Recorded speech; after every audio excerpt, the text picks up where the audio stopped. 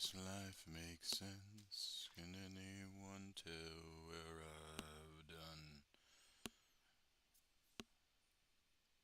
Miss the life, I miss the colors of the world. Can anyone tell where I am? Now again I found myself so far down, away from the sun to shine as to the darkest place. I'm so far down, away from the sun again. From the sun again. Hey, Quackamo. I'm over this. I'm tired of living in the dark. Anyone see me down here? The feeling's gone. There's nothing left to lift me up back into the world I know. Now again I found myself so far down, away from the sun that shines into the darkest place. I'm so far down, away from the sun that shines a light the way for me to find my way back into your arms again. About the one of me, I'm so far down, away from the sun again. Oh no, yeah, no, no, down to this. Ah, I seem to be missing an Ogren. Oh, there he is. Makes sense. Never can't tell what I've done. I'm okay. I'm over this weekend. I'm gonna definitely be in my feelings. Um, it's when the burial service is for my grandmother. Um, so yeah, I'm definitely feeling it right now. Away from the sun that shines in light, the darkest place. I'm so far down.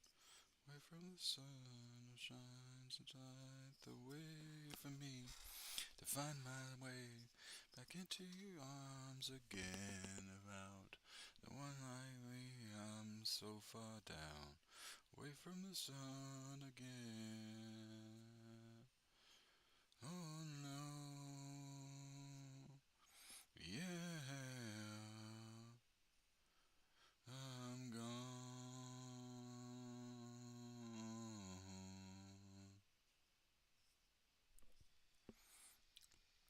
I hope you're having a good day, Quackamo, minus my melancholy mood.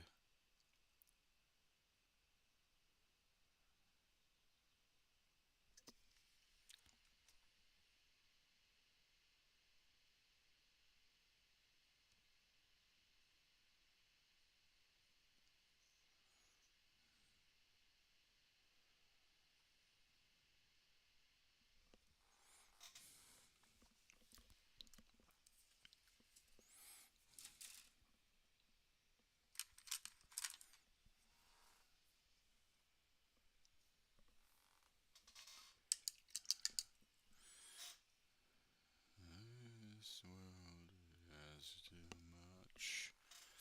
Give it's not never enough, and you're loved, old, and alone, and you're already gone. You be afraid, abandon all of these things that they say. Like, honor yourself, and be right here. There's nothing else. Lay down, peace in you and peace in my. I'm in a similar mood, to be honest. Well, you can be in a mood with me, and we can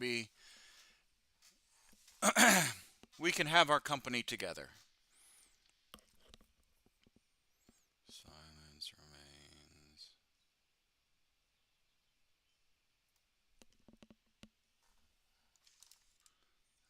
evidence remains.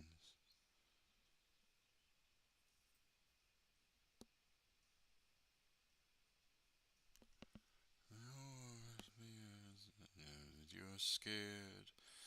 Figure code. They seem to make you there. Yes, all on your own. Reverb is weak. Always is strong, and you would most of the time. Everyone's claiming that victory's mine, and you carry his burden alone. Shadows burning both ends for so long.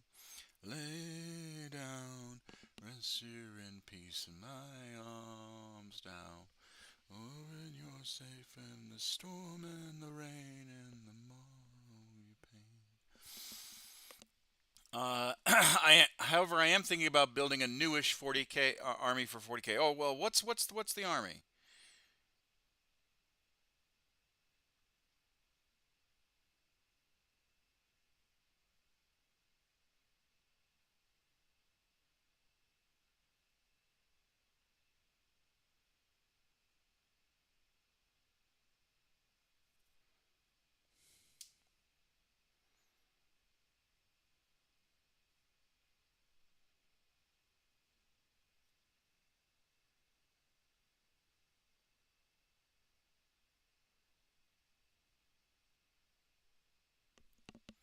Imperial Agents. Ooh, yeah, that's a good choice. It's a good pick. I already have an Inquisitor. I have Sisters of Battle and an Immolator. Well, yeah, then you're halfway there. Like that's the one thing I do like about Imperial Agents. You don't have to collect a lot to have an Imperial Agent army and benefit from all the the the bonuses that they get.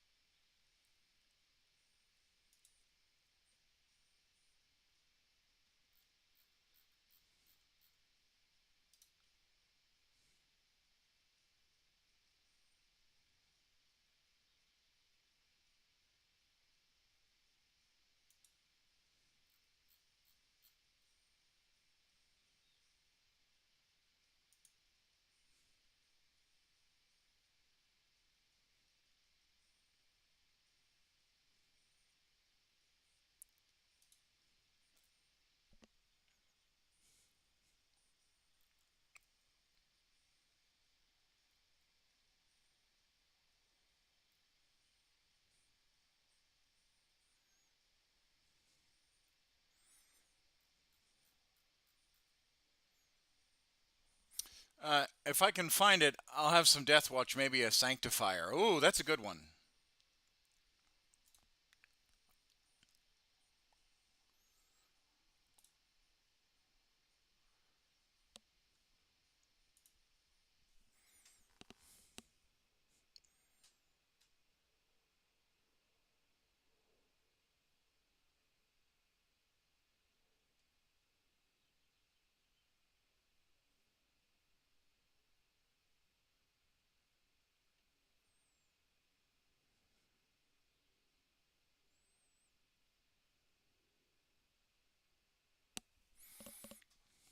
Maybe Road Trader Retinue. Ooh, yeah.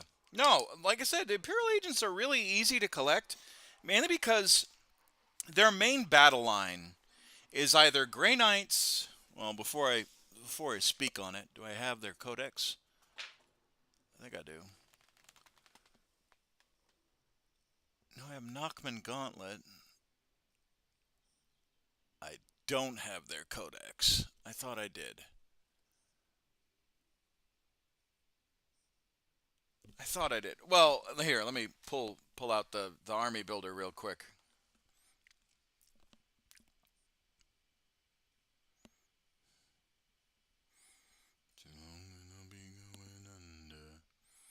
I refuse to collect Grey Knights. Death Watch is fine. Well, no, but so what I'm saying is the reason why I like Imperial Agents is because they are so easy to collect, right? So got an Imperial Agent army. Inquisition test, yeah. So I built a Inquisition army, right?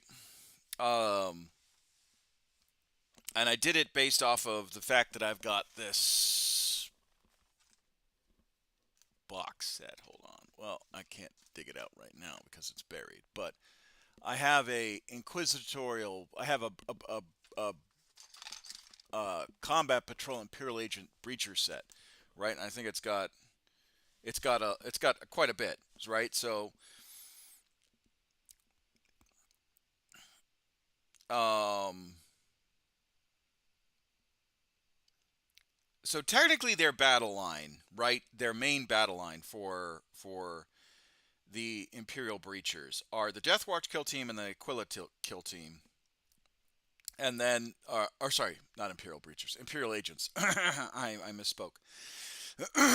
So, the Death Watch kill team and the Aquila kill team are two battle line for the Imperial Agents.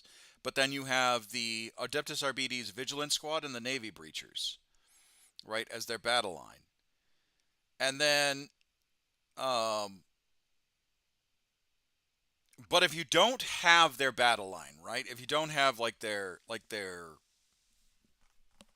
whatever, if you don't have their main, if you don't have those, if you're having problems finding the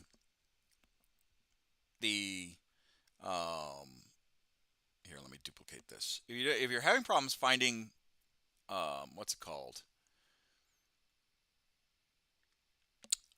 their battle line units, you can use other units. Now, granted, they're not battle lines, so they won't get the points for objective control, but they are definitely there. I'm confused. How do they work? Agents can play whatever Imperial unit they have. So, okay. Let's go to their data sheet. So, Imperial agents can play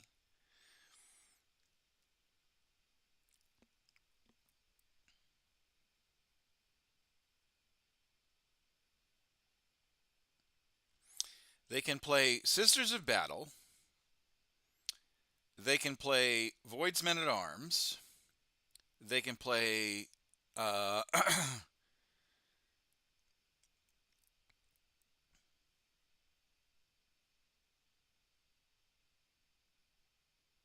Grey Knights. But it's only their Terminator squad. They can't play the regular Grey Knights. So the data sheet is the Aquila team, kill team, Calidus Assassin, Corvus Blackstar, Calexis Assassin, Death Watch kill team. I'm just listing all of their units that they can play. Evisor Assassin, Exaction Squad, Grey Knight Terminator Squad, Navy Breachers, Imperial Rhino, Inquisitor Cotes, Inquisitor Draxus, Inquisitor Greyfax, Inquisitor Croyle, Inquisitor Agents, Inquisitorial Agents, Inquisitorial Chimera, Ministorum Priest, Navigator, Rogue Trader Entourage, Sanctifiers, Sisters of Battle Emulator, Sisters of Battle Squad, Subductor Squad, Watch Captain Artemis, Watch Master, Vigilance Squad, Vindicare, and Voidsman. Those are the units that they can field. Now, that's the units they can field. So, to make Imperial Agents viable, right, I'm going to build an Imperial Agent list with you, okay? We're just going to go through it together.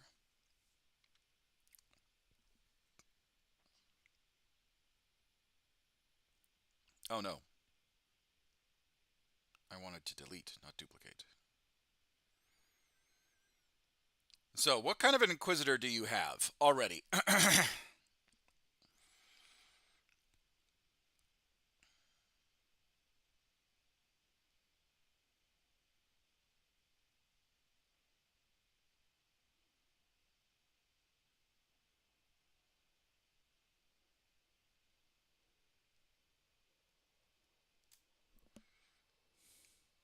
Give me a second. My pizza's almost ready. Okay, all right. When you come back, we'll chat.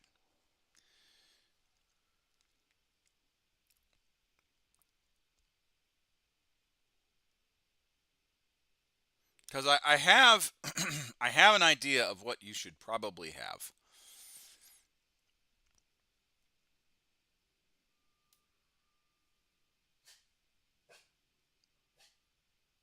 Yarrick, you're fine.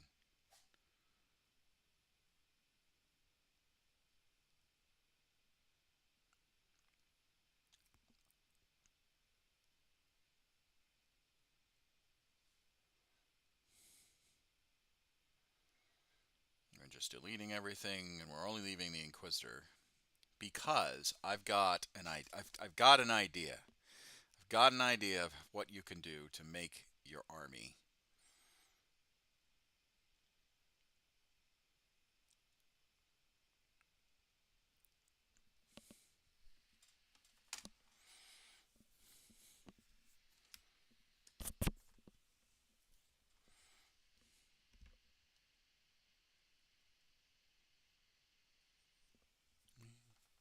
It's not showing. This could be the end of me. Everything I know. Oh, but I won't go. Need like a deep red. All the presents we made and the dreams that we had. Every world that tries to take them away. Oh, but I'm taking them back. Now it's time I've listened to blind to understand what you matter to me.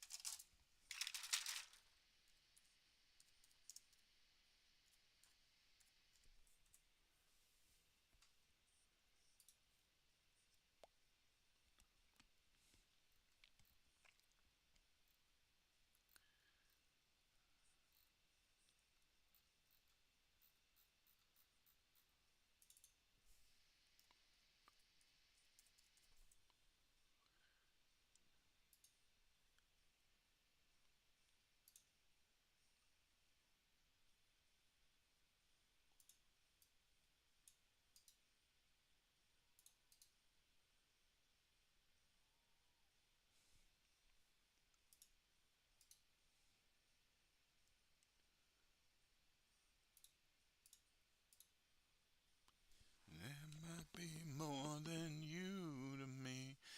Might be more. Okay, I am back. Hey, Demon Slayer. All right. Soju required, cola ready, pizza slice. Let's game. All right, cool, most excellent. So we're theory crafting. We're Demon Slayer. We are theory crafting some um, a army, a inquisitorial agent army for Quackamo. Real quick. My eyelids are sweating. Are you like? Do you need to talk? Like, are you crying? Actually crying, or is it just that hot that your eyelids are sweating?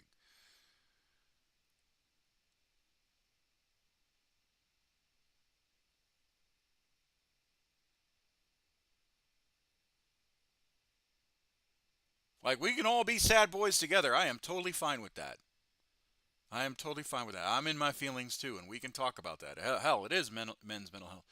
No, it's 95 degrees with 85% humidity. Oh,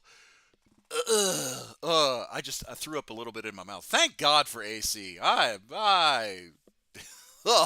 man, that's terrible. Ooh, are you at work?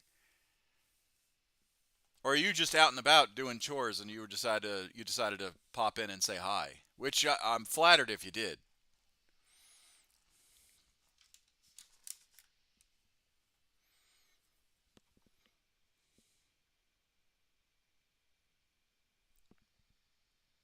Lol, definitely at work. Oh no. Well, I appreciate you popping in and saying hi. I don't want you in trouble.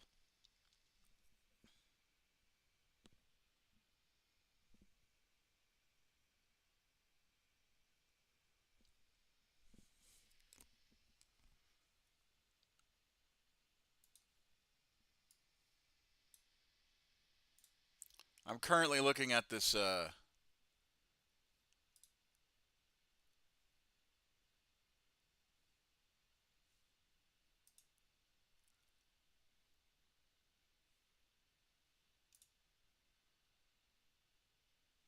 They don't care as long as I'm being efficient. I'm waiting for parts anyway. Oh, okay, all right. Well, I mean, if they don't care, throw me up on the big screen. See how quickly you get in trouble. No, don't do that. Don't do that. Don't do that. Please don't get fired on my account. I'm just teasing.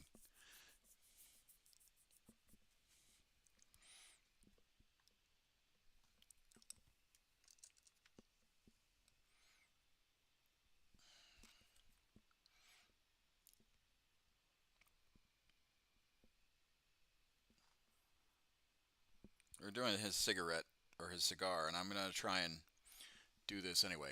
I'm gonna try and do this with a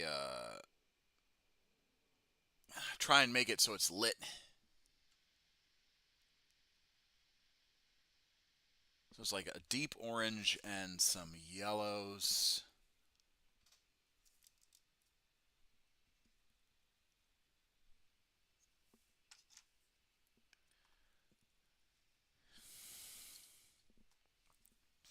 Anyway, but yeah, we were theory crafting some Inquisitors. So Guacamole, if you, oh good lord, fucking bots, outrageous. Ban.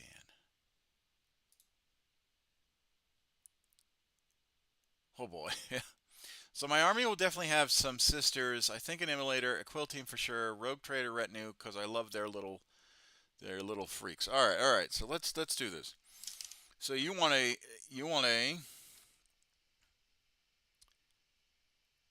rogue trader retinue, rogue trader entourage. We'll make that your warlord.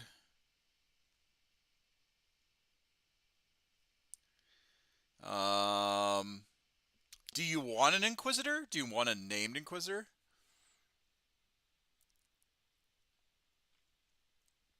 It was this chat where I worked out I could field 180 Krieg at 2,000 points. Ah, most excellent. Most excellent. Most excellent. I'm so glad you were able to work that out. Infantry armies are hard to kill. They really are.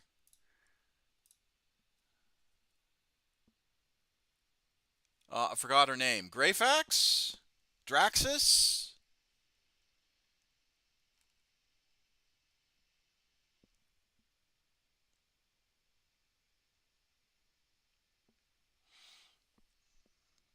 Draxus. All right, so you want Draxus.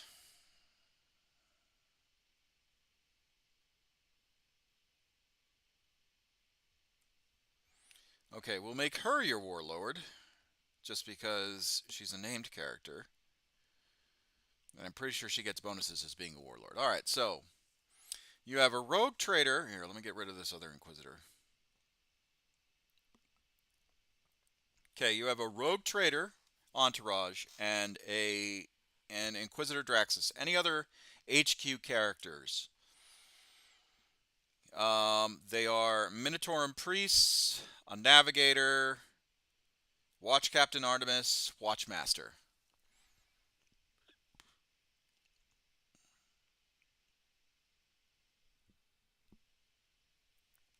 Because if not, we can move on to the rest of your army. Because the baseline, you said you were going to get the Aquila kill team. So there's one. Are you going to have the regular Death Watch kill team as well? Because that's two. Want maybe Watchmaster or Navigator. All right. Well, let's keep it on theme and say you get a Watchmaster.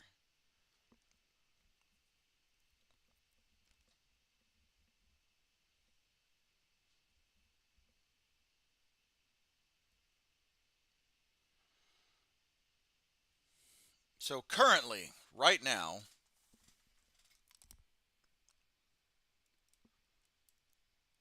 Yep. All right. So currently, right now, what you're sitting at is, if I can show it on the, is about 545 points with just what we have listed. So you have Draxus, you have the Rogue Trader Entourage, you have the Watchmaster. You have both kill teams, Aquila and Deathwatch, and a Sisters of Battle squad. But you only have 2 battle line. Now, depending on how much Sisters of Battle you have, we can build out your other data sheets. We'll just duplicate. Because how many main Sisters of Battle squads do you actually have? Like real talk.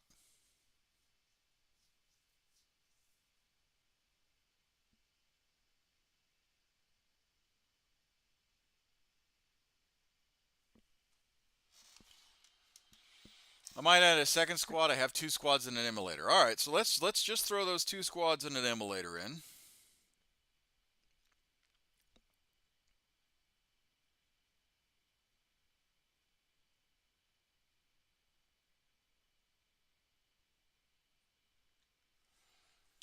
With two squads and an immolator. Hello. Who goes there? Would you? I am the ghost of Christmas past. Oh, okay. Well, you're a little late. So with 2 squads and an immolator, you're at 745 points. How many points? I just do 2,000 just as like the baseline because most competition games are 2,000 points.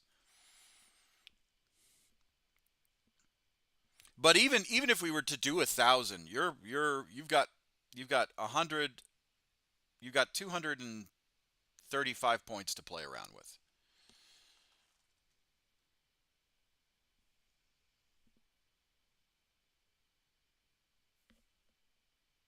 So how are you doing, Commissar Hecht? Better Uh, I'm migraine? I'm okay. Oh yeah, the migraine was terrible. Torox? No, you can't add a Torox.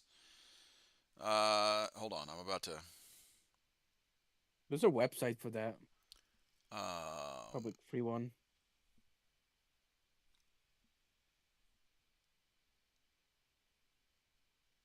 Quaggal's Inquisition save. So the transports that you can have are an Imperial Rhino, an Imperial Chimera, and the or a Imperial Chimera. Sorry, an Imperial Rhino and an Inquisitorial Chimera. I'll probably add a few assassins. I don't know which one's best. I mean, they're all a pain in the ass. They're all. I mean, you could literally have every assassin house. You could have the Calexis, the Calidus, the Evisor, and the Vindicare, and still be plenty. I think. Hold on. Let's see. Let's add it. So Calidus. Let's do Calidus and Vindicare, and then Calidus and Vindicare bring you up to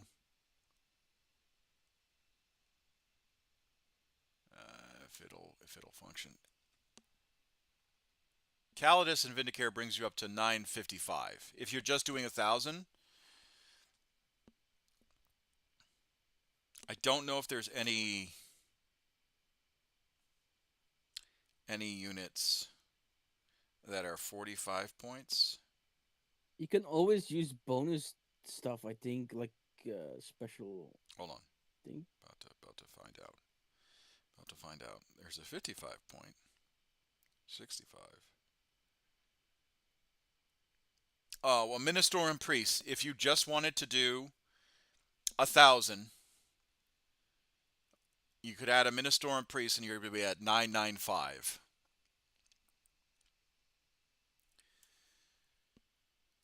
And I'll show you what the list would look like. So you have your Calidus. Oh, thank you. Thank you for the cheer there. You had Calidus, Inquisition,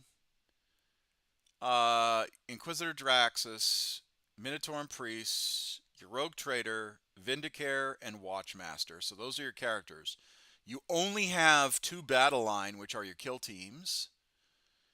You would have a Sister of Battle Immolator, and then you would have 2 Sisters of Battle squads, and then that's it.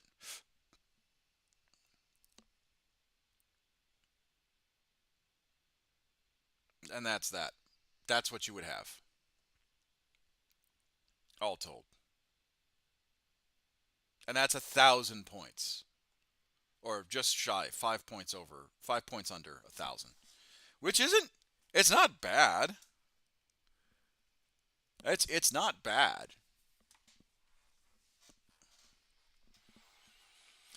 If I had the money, I would add a knight. Well, if you added a knight, let's just go with the generic one. I think a knights are 2,000.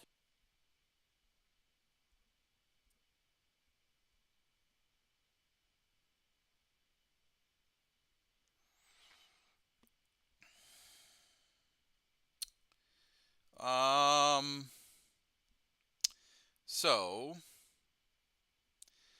Helverins are 135 points. Warglaves are 140 points. Canis Rex is 415.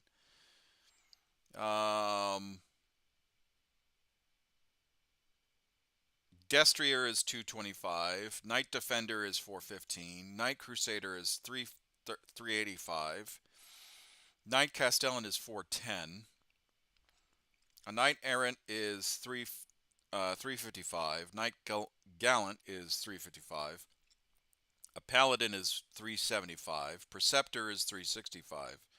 So they're either, they're sitting at, the only ones that are really, really expensive are the Acastus Knight Asterius, which is 765 points, and the Acastus Knight Peripherion. The Preceptor one.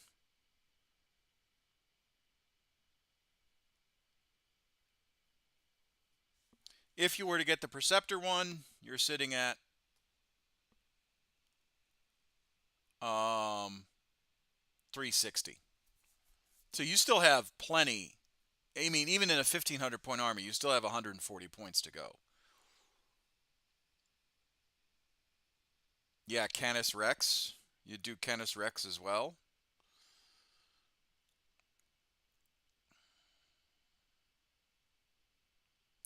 Nope. You can only have 1 Knight Titan in the unit, in the army.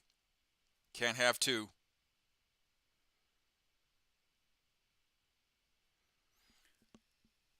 So it's either the Preceptor or the Canis Rex. You can't have more than 1 Knight in this army, unless you're running Imperial Knights. But then you couldn't have that. But yeah.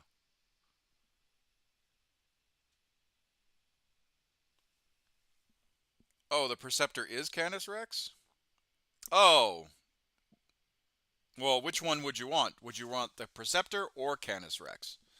Because they're different points.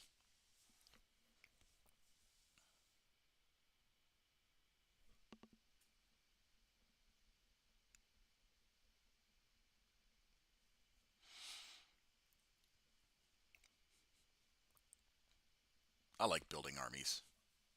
Armies are fun. Yeah, I'm fun. I opened the box today, and already started the 3 minute build already. Built 3 miniatures already. Oh, what'd you Of do? my Groot Uh, army. so the Canis Rex has Freedom's Hand. I can't view the data sheet because it's locked. So that, but I can show you what the picture looks like. So that's the Canis Rex, right? That's the named character. And then the Preceptor,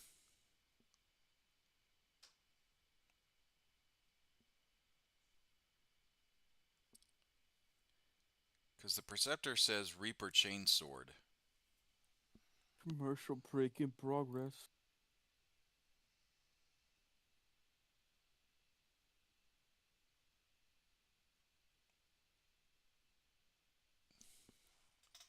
We'll do Canis, seeing as you're asking for it. Well, okay, so if you go with the named one, you have 90 points over for 1500.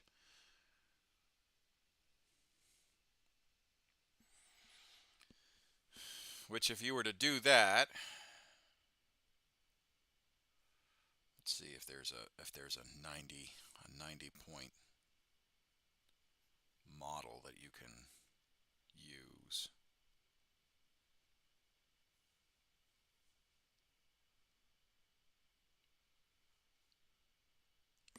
Well, you could flesh out and do naval breachers to get to 1500.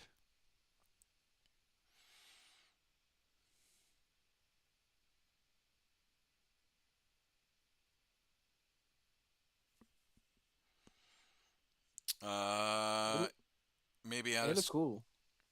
squad of warglaive or armiger. I don't know if they'll let you do that, but yeah, we could do that. We could see because we're going to 2000 anyway. So nope, it's not going to let you do that. Can't include an armiger or titanic in your unit, so you only get the one.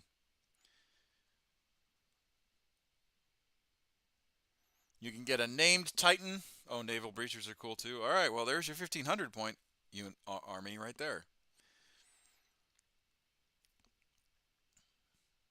It's just a smattering of. So your 1500 point army is as follows: Calidus Assassin, Inquisitor Draxus, Minotaurum Priest, Rogue Trader, Vindicare Assassin, Watchmaster, Aquila Kill Team, Deathwatch Kill Team, Navy Breachers. So there's your three battle line. A Sister of Battle Immolator, two Sisters of Battle squads, and then Canis Rex. And that's your 1500 point army on the dot. People would be very upset.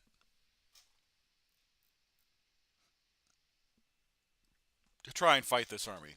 And you still have 500 points to play around with too. If you wanted to get the full 2000 points.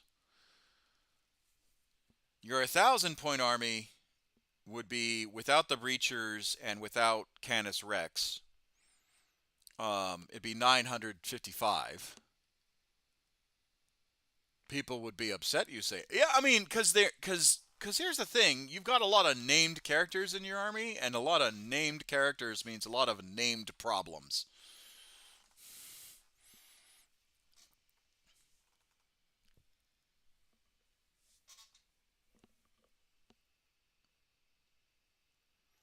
I'm pretty sure that there are counters to each of those units per se, but it definitely would not be fun for somebody. So, what army did you start collecting? BRB, I'm going to get another slice. There, Jeremy. Might hop on voice Um, chat. Okay. I already bought one combat patrol, but then I decided to buy another one, and at the moment I have two combat patrol, and I started the opening one day one, and build already three. Yeah, but Already what's the combat patrol? combat patrol is a Groot. Oh, Groot. Kroot. Yes, that's right. Yeah, Miss Demon Sororitas comes tomorrow. Oh, that's so cool. I bet she's excited.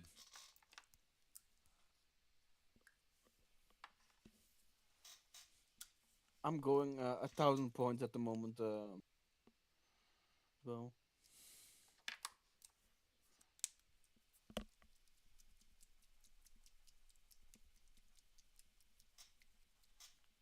Yeah, if you want to jump on voice chat, that's totally fine.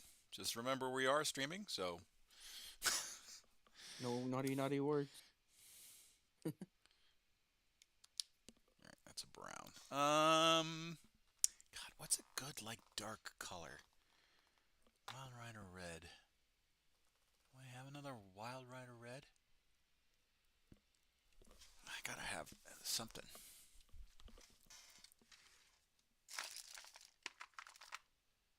Evil Scuns. Also, Commissar, if you want to see Evil Scuns. my army, I think I'm gonna make my army like this. Piston. It's a little bit viable, and it's all included in two combat patrols. Only I need to buy 2 more hammerheads.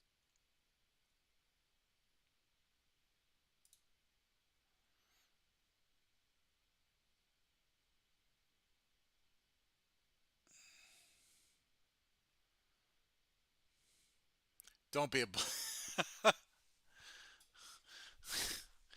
Oh, in regards to Quackamole's army.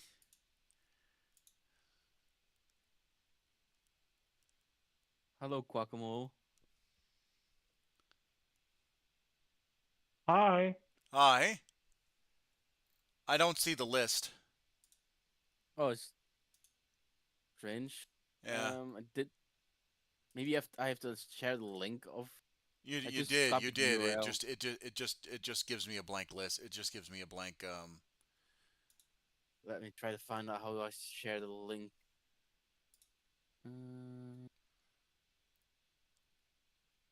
Uh, no, in X. regards to you can hop on voice, just remember I'm streaming. Okay. All right. Yeah, no, Quackmole, that's a fairly sizable army that we kind of theory crafted together. There we Um go. I should do it.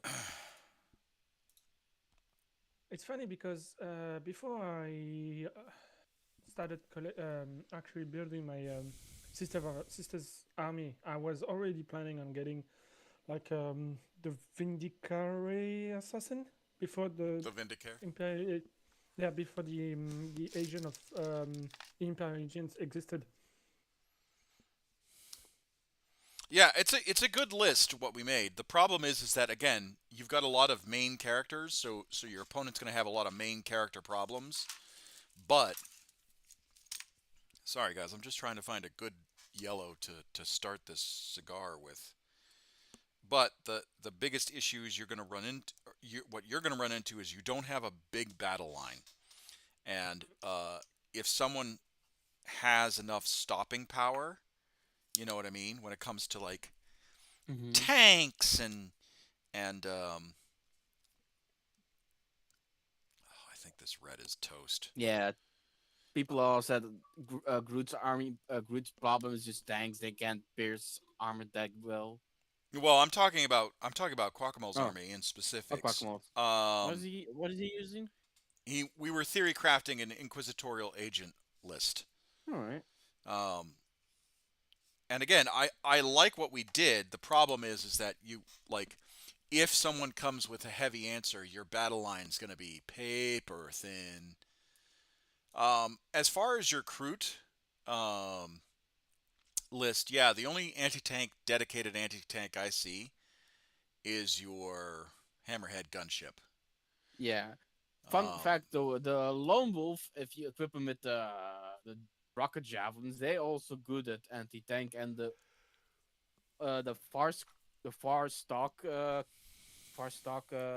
what's it called, far stalker. They have a one unit that has an anti tank weapon in their squad, so that's at yeah, I least mean nice it's to. it's good. It's a decent list. But yeah, Mm-hmm. it's definitely a I would recommend you might want to invest in some dedicated anti-tank um, and dedicated medium armor. You've got light armor covered, um, and the hammerhead is definitely going to put a pause in a lot of people's desires to just roll all over you. But yeah, Mm-hmm. you're definitely Yeah. definitely going to want to. That's the thing is the Groot don't have really have that medium armor or heavy armor. Like yeah, those itty bitty boys.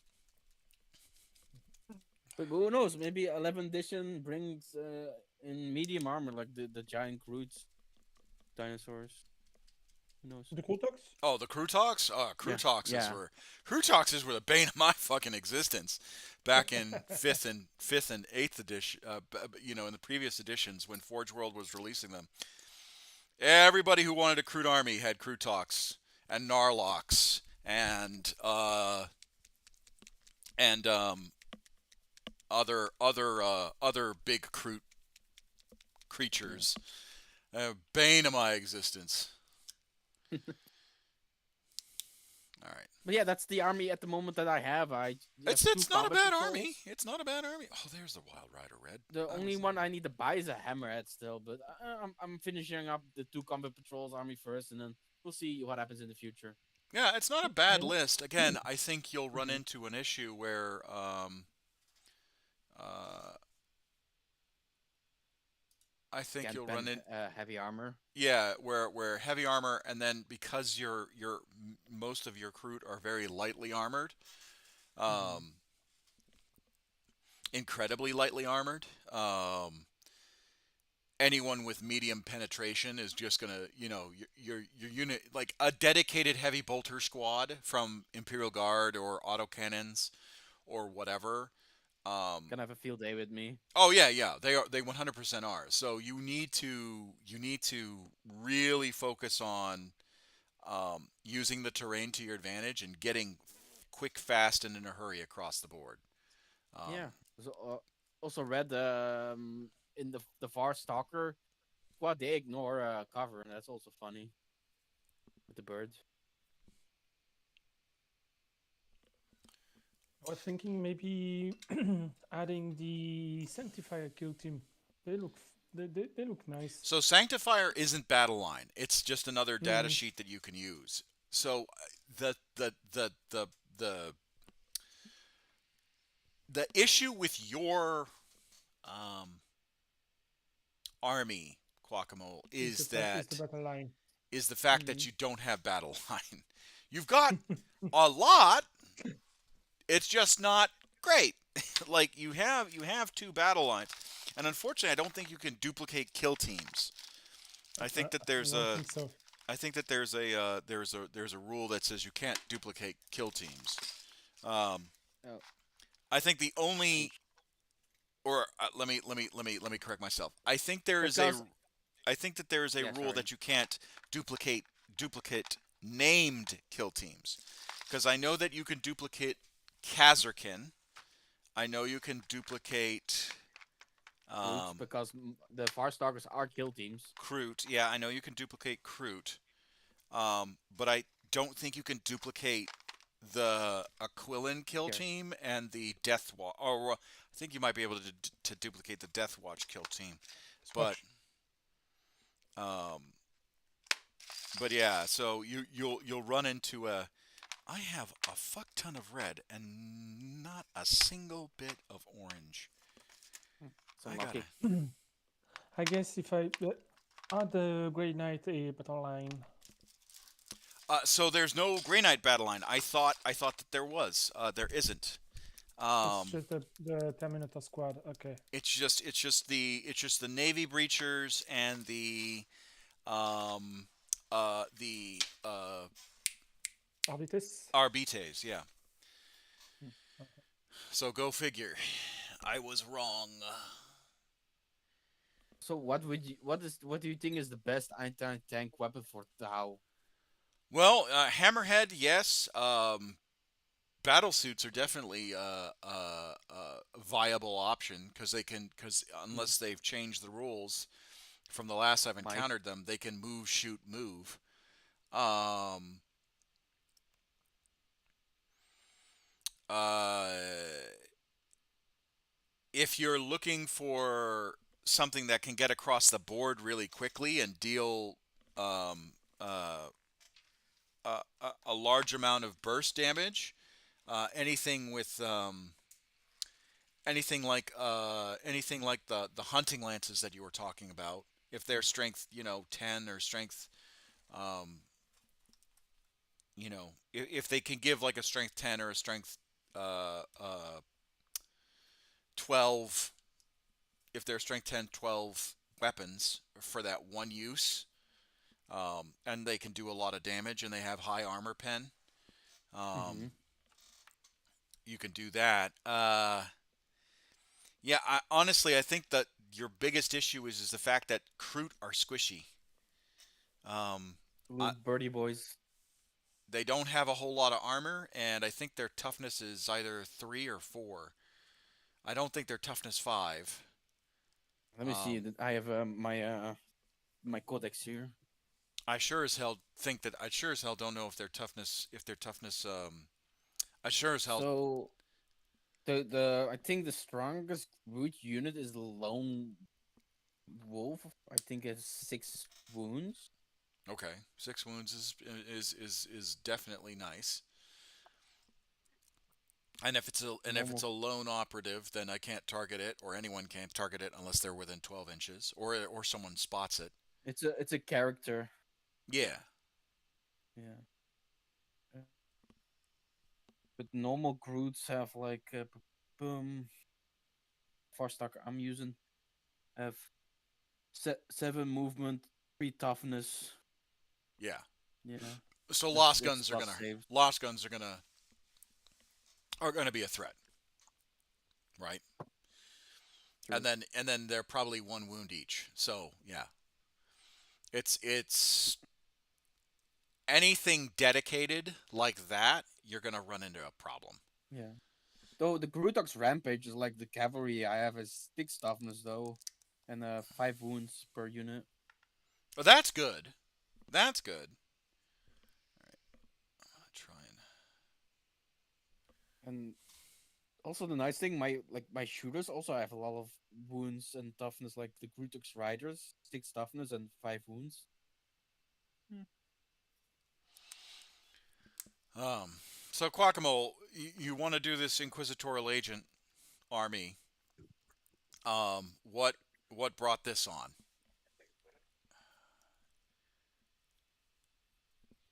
Like what inspired you?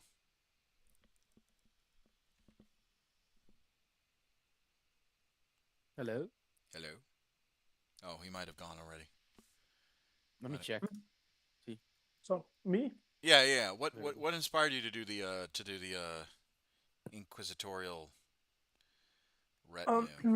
well, I was on Twitter and I saw someone talking about them, and I was like, wait a minute, I have some units I can use in that army already.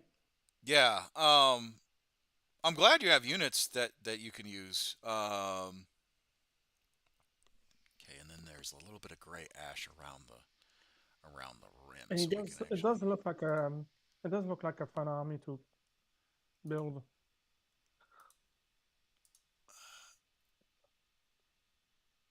Yeah, there's a little bit of They gray. look cool. Battle of Sisters. Yeah, they do look cool. It's like a reddish orange and a gray. Okay. All right. Yeah. It's the first time I'm actually like focusing on painting a cigar. To be honest, I mostly saw the rogue trader retinue escort.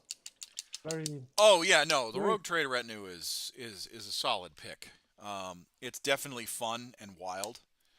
Um, something that people. Yeah, I like that.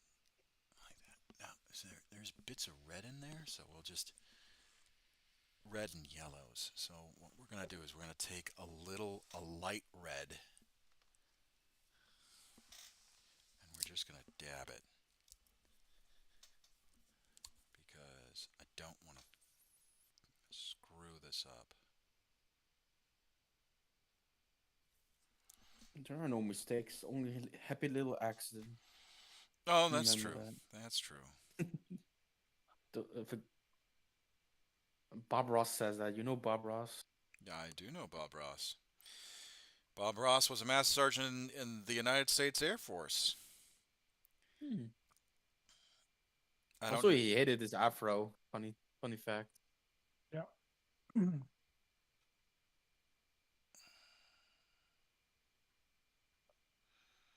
Um, If I'm to choose the battle line, I probably go with the breaches. I prefer the breaches to the arbites. They look better in my opinion.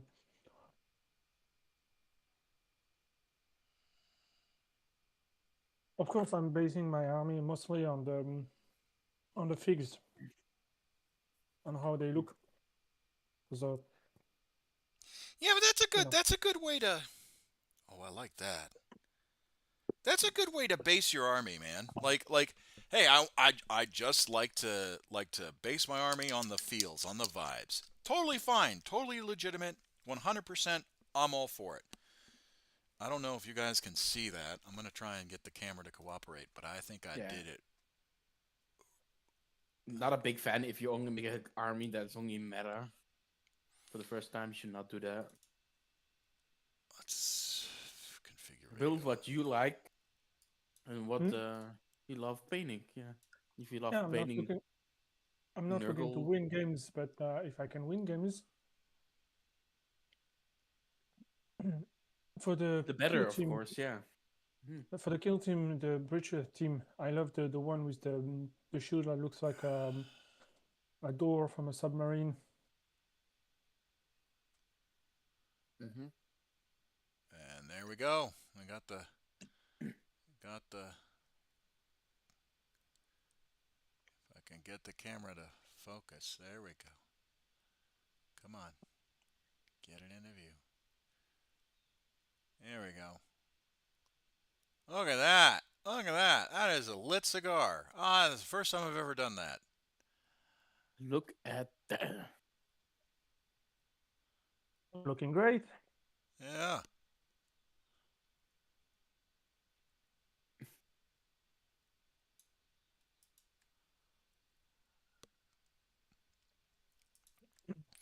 All right, now I can actually glue on his head, and then I can work on the Commissar's loudspeaker and all that stuff that he's got.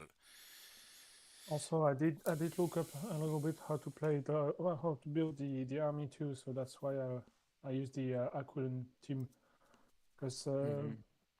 a lot of people are playing Xenos, and with the auto Xenos thingy, you have some bonuses. I'm a dirty Xeno. I'm also building a Ah. Hikari Harlequin team army though. Oh, what's it called?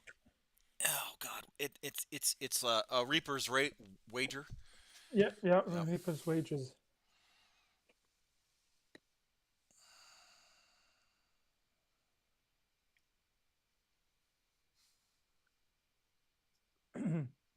That's why that's why I bought two Harlequins and waiting for you for mine the third one. Bam. And I'll Look have at my all the boy. Harlequins. Look at this pretty boy. We just need to put on his Commissar's loudspeaker, and then he's good to go. All right. I gotta look at this real quick. Yeah, it is metal.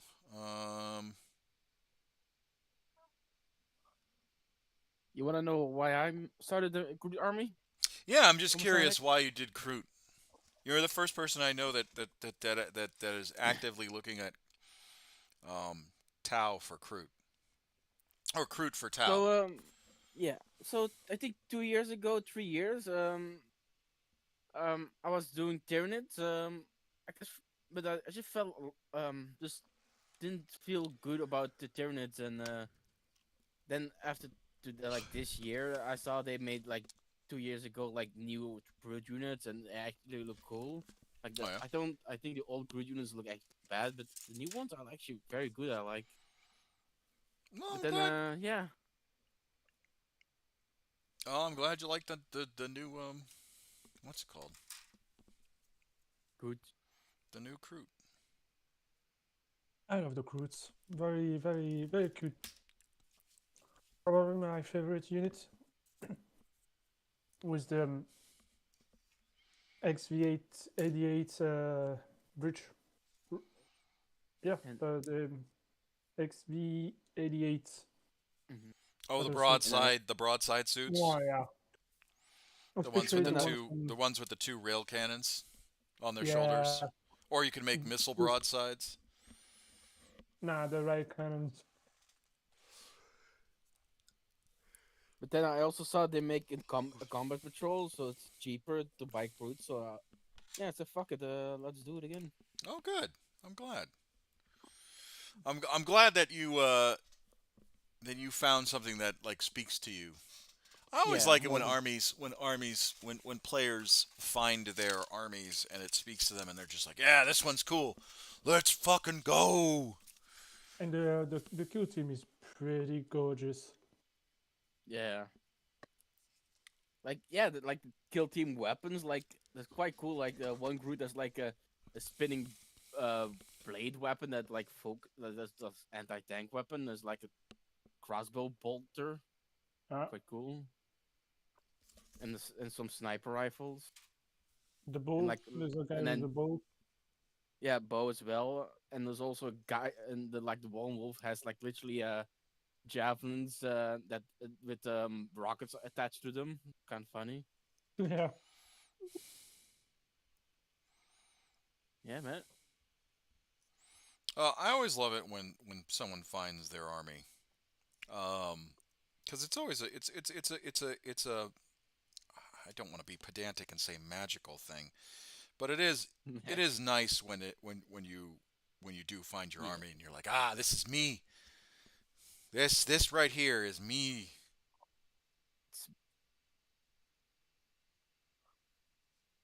And I guess for some reason I just love more like caveman theme, or like or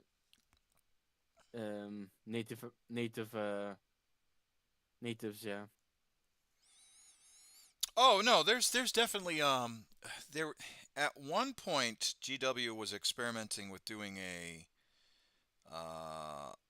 no, don't necessarily quote me on this because I don't know how Accurate it how is. accurate it is. But at one point there was a discussion, or at least at about making a feral world army for, I think it was Chaos, I want to say, like it was a bunch of feral world cultists similar to the Beastmen, but it was, obviously axes and swords. Mm-hmm. Um, and I am gonna screw this part up because I glued Yeah. everything together like a nonce. Kind of sad they never made Beastmen into the Warhammer 40k roster, They but did. I kind of believe You not can like get, it with miniatures. but you can from the Black Fortress game. Yes, you can use the Black Fortress kill team for the Beastmen. And they So do, and they look pretty good. Black Force, you guys said? Black Fortress. It Fortress. was a Beastmen, or it was a Board Blackstone game. Fortress. It was a kill team exclusive um, that GW was experimenting with, similar with Undercities, because they wanted to put a, oh god, all right, Mm. they wanted to So it was put, a beast. yeah, there were Beastmen in the splash box. And Chaos and Renegade Guardsmen too. Yes, and Renegade Guardsmen as well.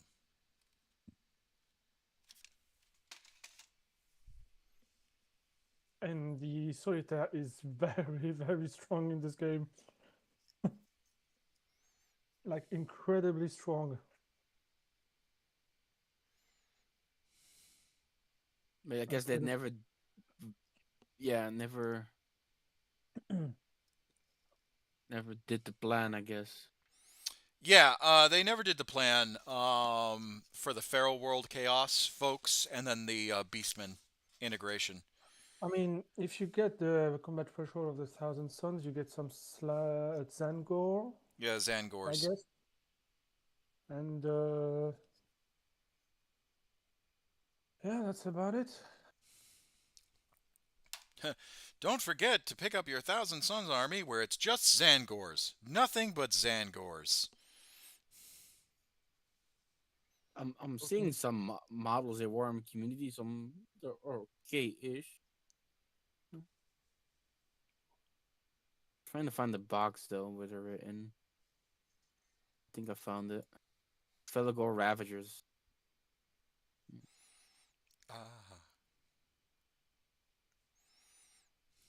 Yeah, Yeah, Yeah, you can Uh, get some I, Zangors and some Enlightened and a Shaman. And though I can't make like a not really tabletop thing out of it though. Or you have to.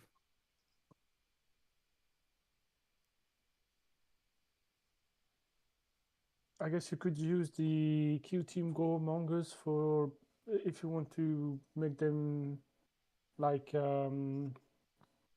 Yeah, replace Ungo. all the artillery and all the things with beastmen. Kind of thing. Um, yeah. So I think I made a chaos army with beastmen in it, just because I like building weird armies occasionally. I think I Hmm. was And then goes the Knights. the And yeah, the Cult of the Ragged Scar. So the Cult of the Ragged Scar.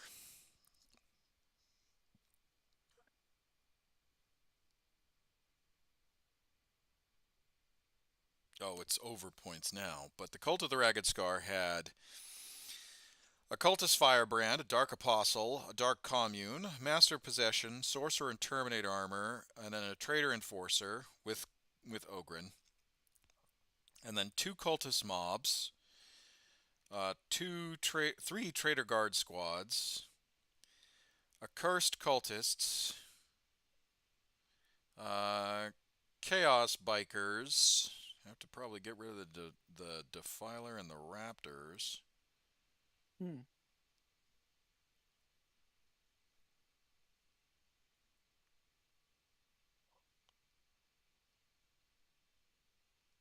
Okay. And then let's see if I can get this kill team, this Felgor. Yep, Felgor Beastman. Let's do Raptors, Defiler,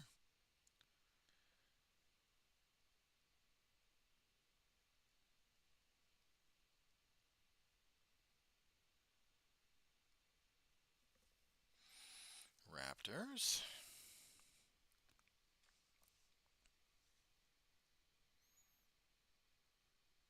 also, if I ever build an army with Croots, I definitely am going to add some Vespids because they Could look do that, yeah. they do look fun and beautiful.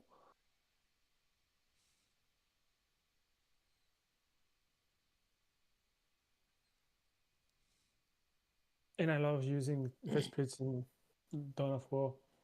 Yeah. I decided not to use Vespid because Brutes and Vespids are already very light units. Yeah, And I get that. That's fair. I'm gonna take as much as heavy crude units I can get. Get. I am a big fan of like the crudes, like the bigger crudes having like the shooter crudes having more HP and more wounds. Always helpful. Them to stay alive, and they can also fight back in melee. The shooter crudes. It's just they're just a giant gorilla. Yeah, funny.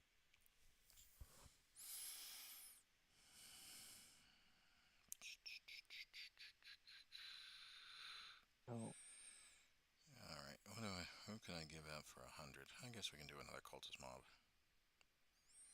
There we go. Crap ton of cultists. Crap ton of cultists. Good luck trying to chew through that. I do hope one day we'll have the ability to play a renegade guardsman army. I mean, there is the Trader Guard. I don't know if they'll release an actual Trader Guard kit that would be cool. outside of Blackstone. Yeah, Um, Yeah, that's one thing I kind of find sad. There are some multiple guardsman regiments, but they don't give out kits like you can make them your own. Like there's the sand. Oh, Guardsmen. I the never saw them Talarn and before. the Yeah. yeah, Games Workshop. You used to be able to collect them, but they're all now metal figures, metal white pewter figures. Hmm. Um, and I mean, so let me give you a rundown of who you could collect.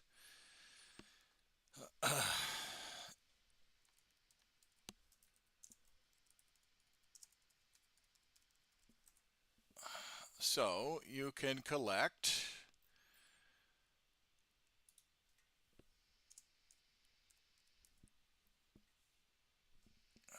Don't think there About are any mechanic. sand guardsmen. I looked up the list. I think. No, no. The so let me. So you could collect at one point the Talarn, the Steel Legion, Armageddon Steel Legion. You could collect the Catachans, the Cadians, the Mordians, the Valhallans, and the Praetorians. Those were the three, or those were the metal models that you could collect at the old, for the old Guardsmen, right? Before third edition came out, and the Cadians got their plastics, and the Catachans got their plastics. And when I was coming into the hobby, you could still collect Valhallans, Talarn, Mordians. Praetorians were just a limited release thing, so you couldn't collect them. And you could collect Armageddon Still Legion.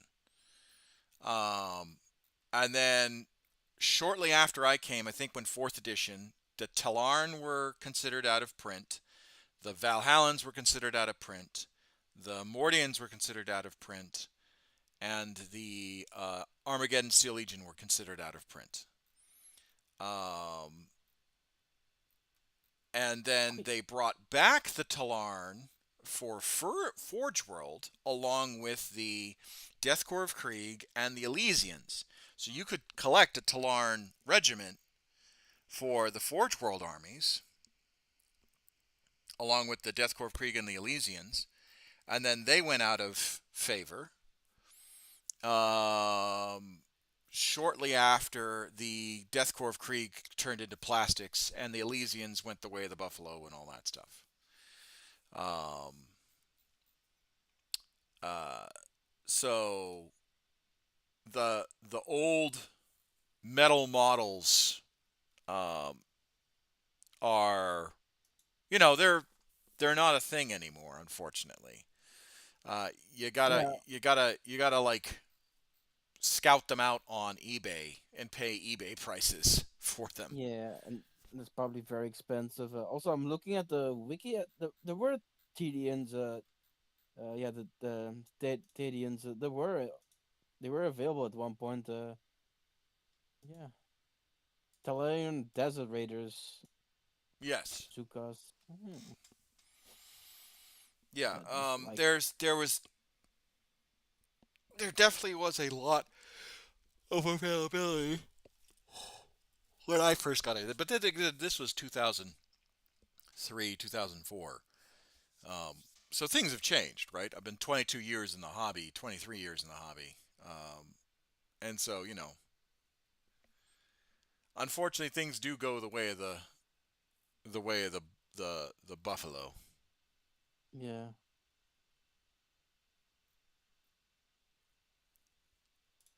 But yeah, if they ever gonna bring them, I'll probably buy their combat patrol again. Maybe to have just a small army, just to paint, not to make a army to play, but just to have them. I think.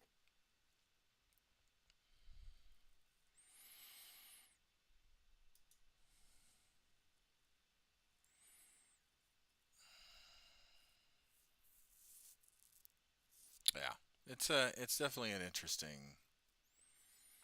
Regiment. Yeah.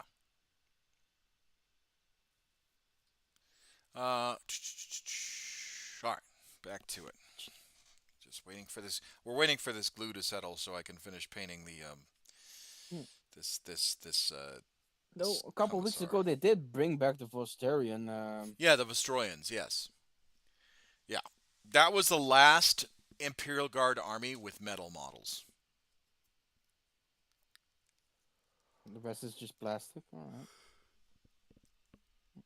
The rest was either plastic or resin.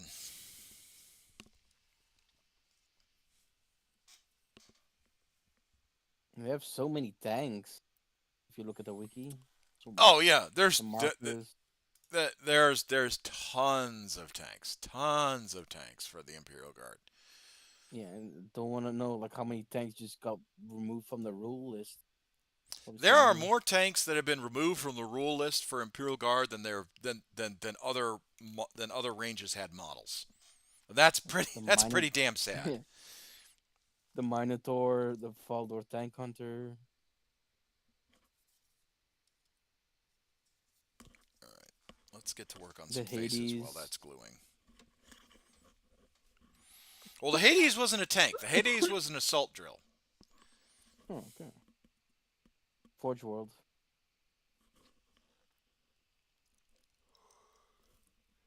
The Gorgon.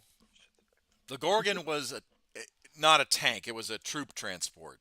I mean, it was a Okay. heavy troop transport, and it had mortars and dual heavy flamers or lost cannons on it, but it's not a tank. I don't know why they even removed them out of the rules. Like, yeah, Because money. money, people weren't um,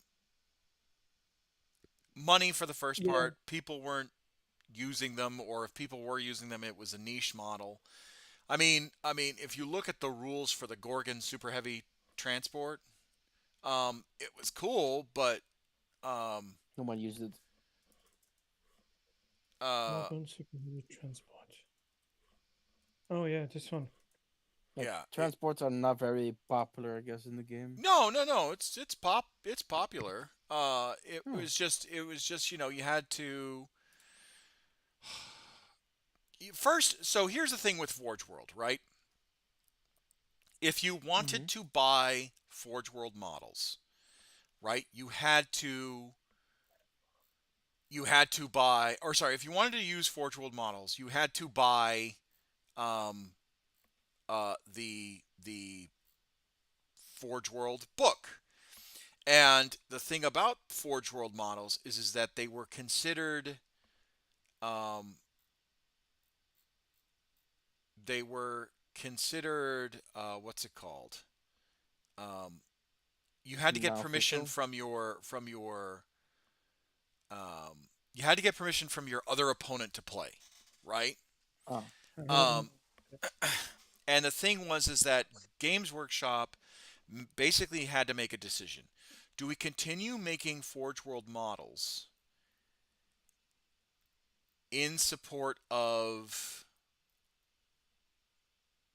you know, or do we continue making these Forge World um, models and continue to support them in the newer editions, or do we just push them to the wayside, basically? Um, and a con and a, you know, GW basically made a decision. Forge World basically made a decision. I don't know which one. I don't know. It's kind of It's kind of egg versus chicken. Which one came first, the chicken or the egg? Forge World or GW? Basically, they were saying, "Hey, I don't know if we're going to continue this, especially if they were going to revamp the additions to where they are now, which is." Um, oh, excuse me. so Forge World is not a part of Warhammer anymore. No, Forge World still is, or at least I believe so. Hold on, Hmm. let me see if I can find it. Let's see if we can find the main. Because I think the Bio Titan is still table available. I think.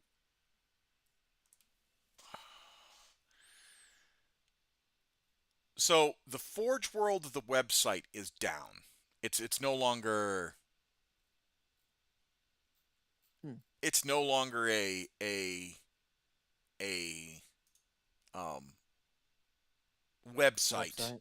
for you to buy. right? Or for you to go direct, right? Mm-hmm. There's the only way you can buy Forge World models now is going into eBay. the armies and buying the armies, right? And buying the models direct from there. For example, if I go to the Imperial Guard, right? Mm-hmm. I know I should be painting, but I don't mind talking about this, right? So one of the Imperial Guard models is the Thunderbolt Heavy Fighter. Okay, it's Yes. it's not on the roster. I think it's Legend. If I go to my Astra Militarum, hold on. Nope, that's Black Library.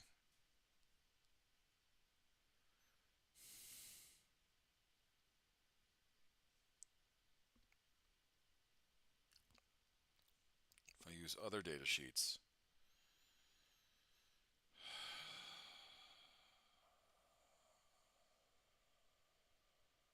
hold on. Yeah, it's not even on the main roster. The Thunderbolt Yeah. Heavy Fighter is not on the main roster for for Forge World. I don't think even the Manta for the Tau is not even in the book. I looked it up. No Manta. Yeah, yeah. So just trying to see. Yep, nope, nope.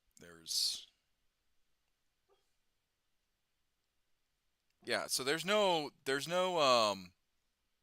price for you can't if you go to other data sheets, you have the Avenger Oh, they were. Strike Fighter, Mm-hmm. okay. You have the Cyclops Demolition Vehicle, and Demon Slayer. They said Forge World was absorbed by Games Workshop. yes, yes, yes. But that's what I'm saying. Like the only models that I can purchase that are technically Forge World that I can still field in my guard army is the Avenger Strike Fighter, um, which I think is out of stock. Oh no, it's still The there. Manta, I think So still. the Avenger Strike Fighter I can still buy. The Thunderbolt, surprisingly, I can still buy.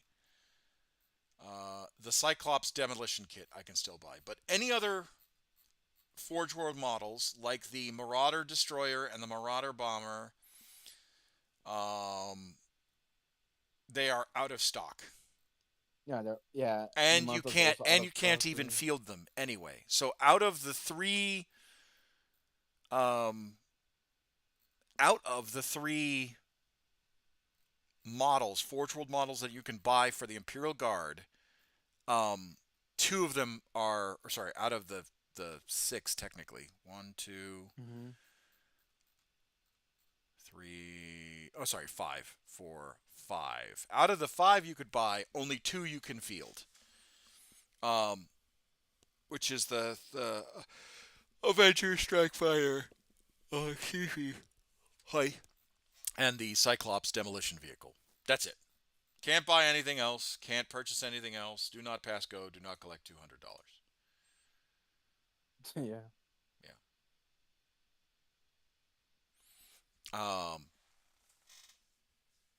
And and I mean you could technically buy the Thunderbolt Strike Fighter and proxy it as a Avenger, or the Thunderbolt and proxy it as a Avenger Strike Fighter, but realistically there you can't, like there's no um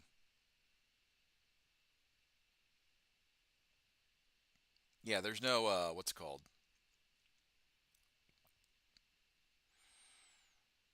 Don't know.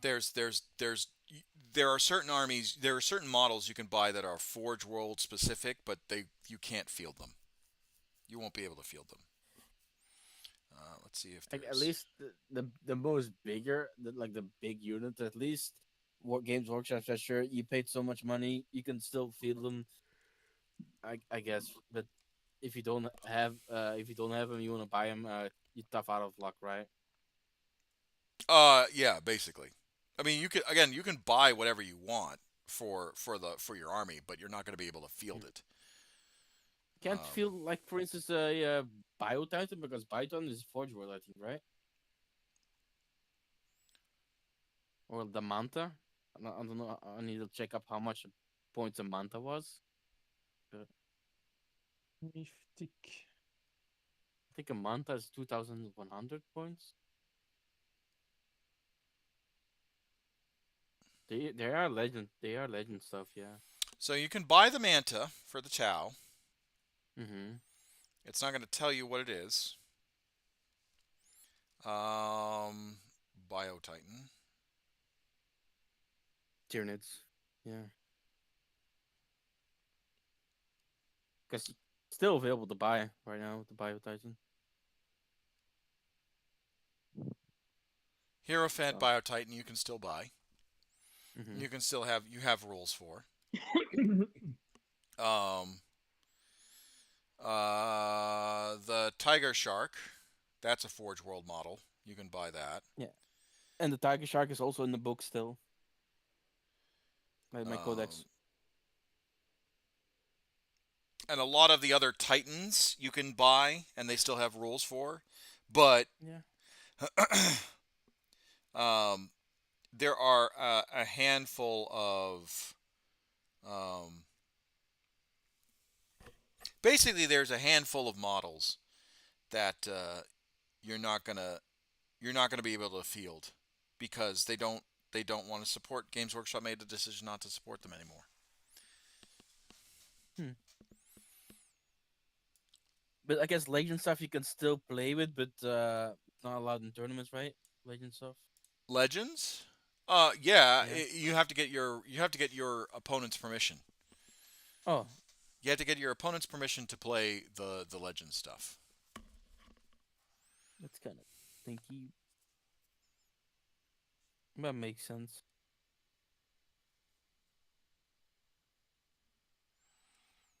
It's getting kind of late. I am probably going to play a bit more, and then I'm going to go to sleep. So All right, I'll see you around. thanks for joining me, Quackamo. I appreciate you. And thanks for the theory crafting. Oh, I love theory crafting. I love theory crafting armies. Even if I was supposed to be painting today, I don't mind just I don't mind just theory crafting people, helping people make armies for Yeah. them. Since when Like I can said, people multitask? Like, I suck at multitasking. Let's be real here. I like like I said, the Imperial agents are looking pretty fun as an army. You can put a bunch of diverse uh, units in it. It's kind of interesting. All right, I'll see you later. Yep. See you later, man.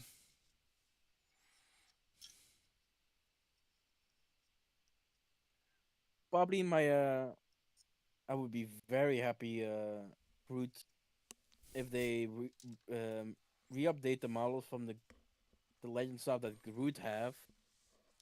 Put I'm a them back great in the multi-procrastinating. I'm great at multi-procrastinating. Oh, that's too funny. I'm great at that. I'm great at multi-procrastinating. Can't pronounce that.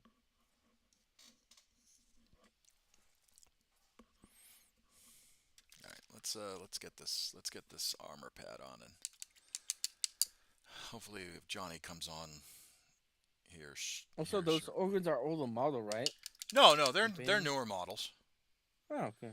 They're newer models. There is an old Nork Deadog that I would love to try and chase down just to have for the sake of the game, but unfortunately, I don't have the money for that kind of stuff. Because let me go on. Hold on, let me go on eBay. $500,000. Oh, trust me, it's even worse.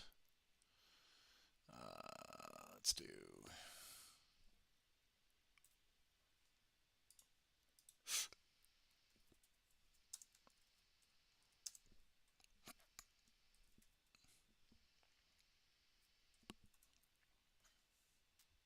Lucky I bought something from England, an old and like So there's an old OOP metal model Nork Deadog for $65. not that expensive though. Um, but there's an older Like, one. There's an even older one that is super rare. It's got him with Colonel Grease on it. hmm. Of course I can't find it now.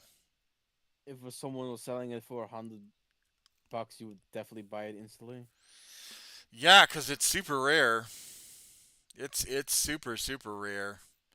Dang. I like the Ogrins, but I yeah, that's my main in Dark Tide. But I think the bull Ogrins, they look better. Bull, yeah, The bull Bulgrins. Ogrins, yeah, bull Ogrins, like little gas mask shields, mace.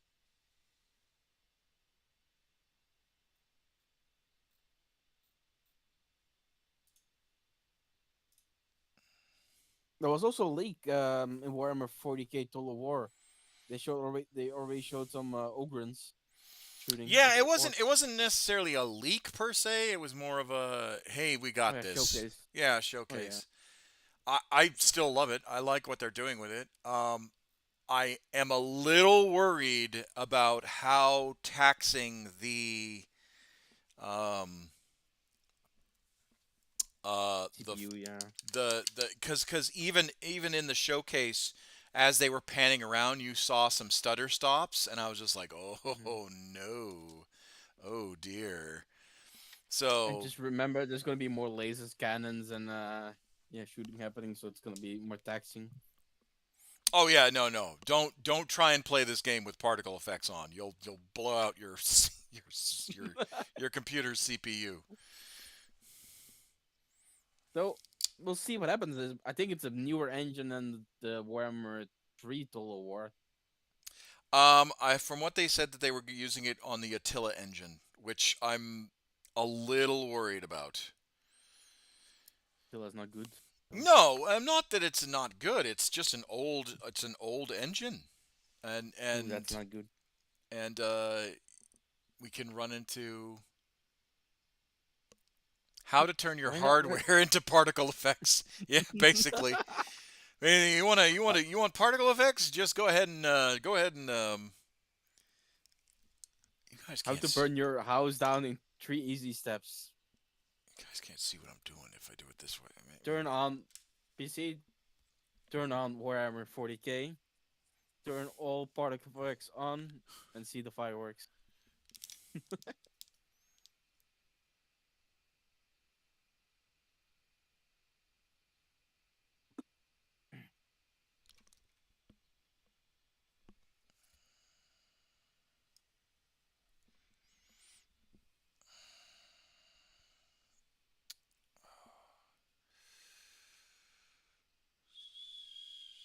So the one thing I'm confused about, like the lone, this fire effect looks so good. The computer's melting. The machine spirit's just screaming in binaric. tech, please, what are you doing with that bad machine? You're abusing it. I'm calling tech support to take away your PC instead of uh, pet control instead of tech.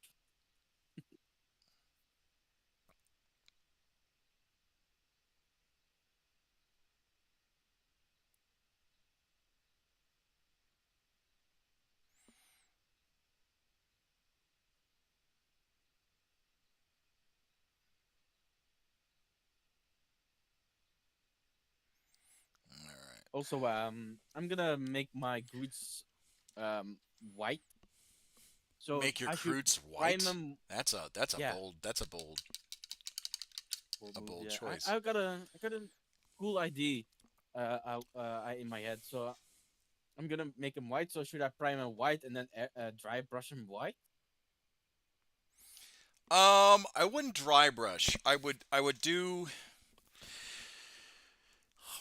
because you want to look for an albinoism, right? So let me see if I can find an albino lizard for you to look at. Because if you want, I can show you what reference I'm trying to do. actually, we could probably do crocodile. Albino crocodile.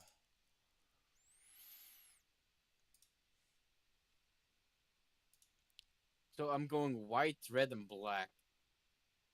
Maybe yellow. Copy Very image. strange Let me combination. send this to But you.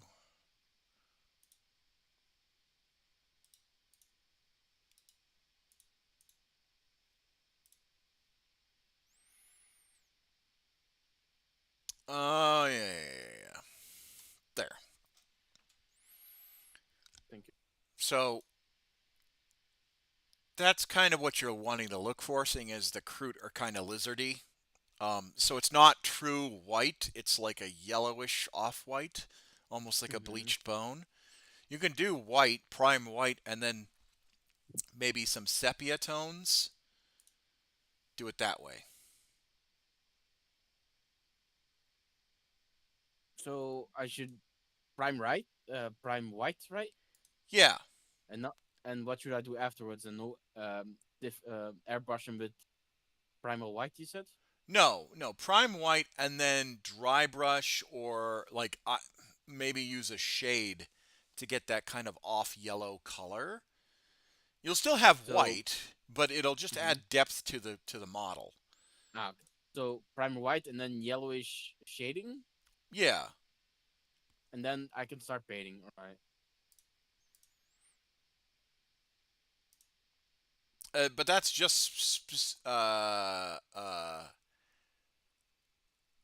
Lucius Lucus's orange dreamsicle ball python. What? All right, hold on. I gotta copy. Let me search it up. Look. I gotta look at that. I think that's a snake. I think. No, I know. Like I know what a snake. ball python is. Oh, that's orange with white. Oh, okay. Oh, gotcha. Yeah, orange with white. Ah, okay. Yeah.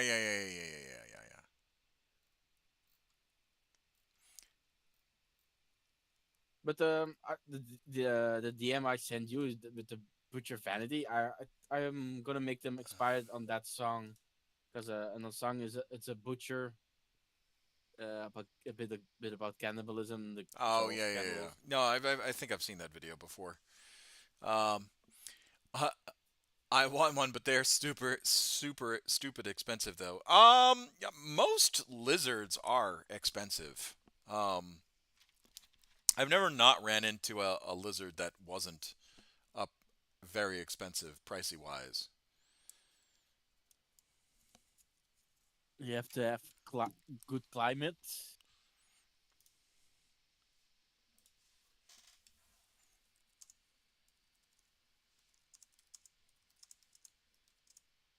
Oh, giant aquarium, a terrarium. How you call it for lizards?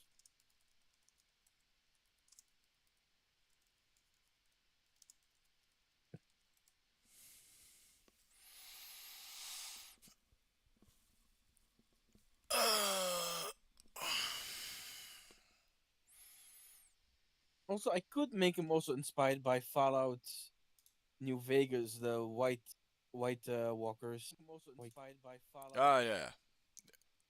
The White Walkers? Oh, what did I call it again? Let me see. You mean the ghouls? No, there's a it's an insidious gang that works for Caesar. The white Oh, legs they're the called. White Legs. The White Legs, yeah. Yeah. Also big Groot like. Even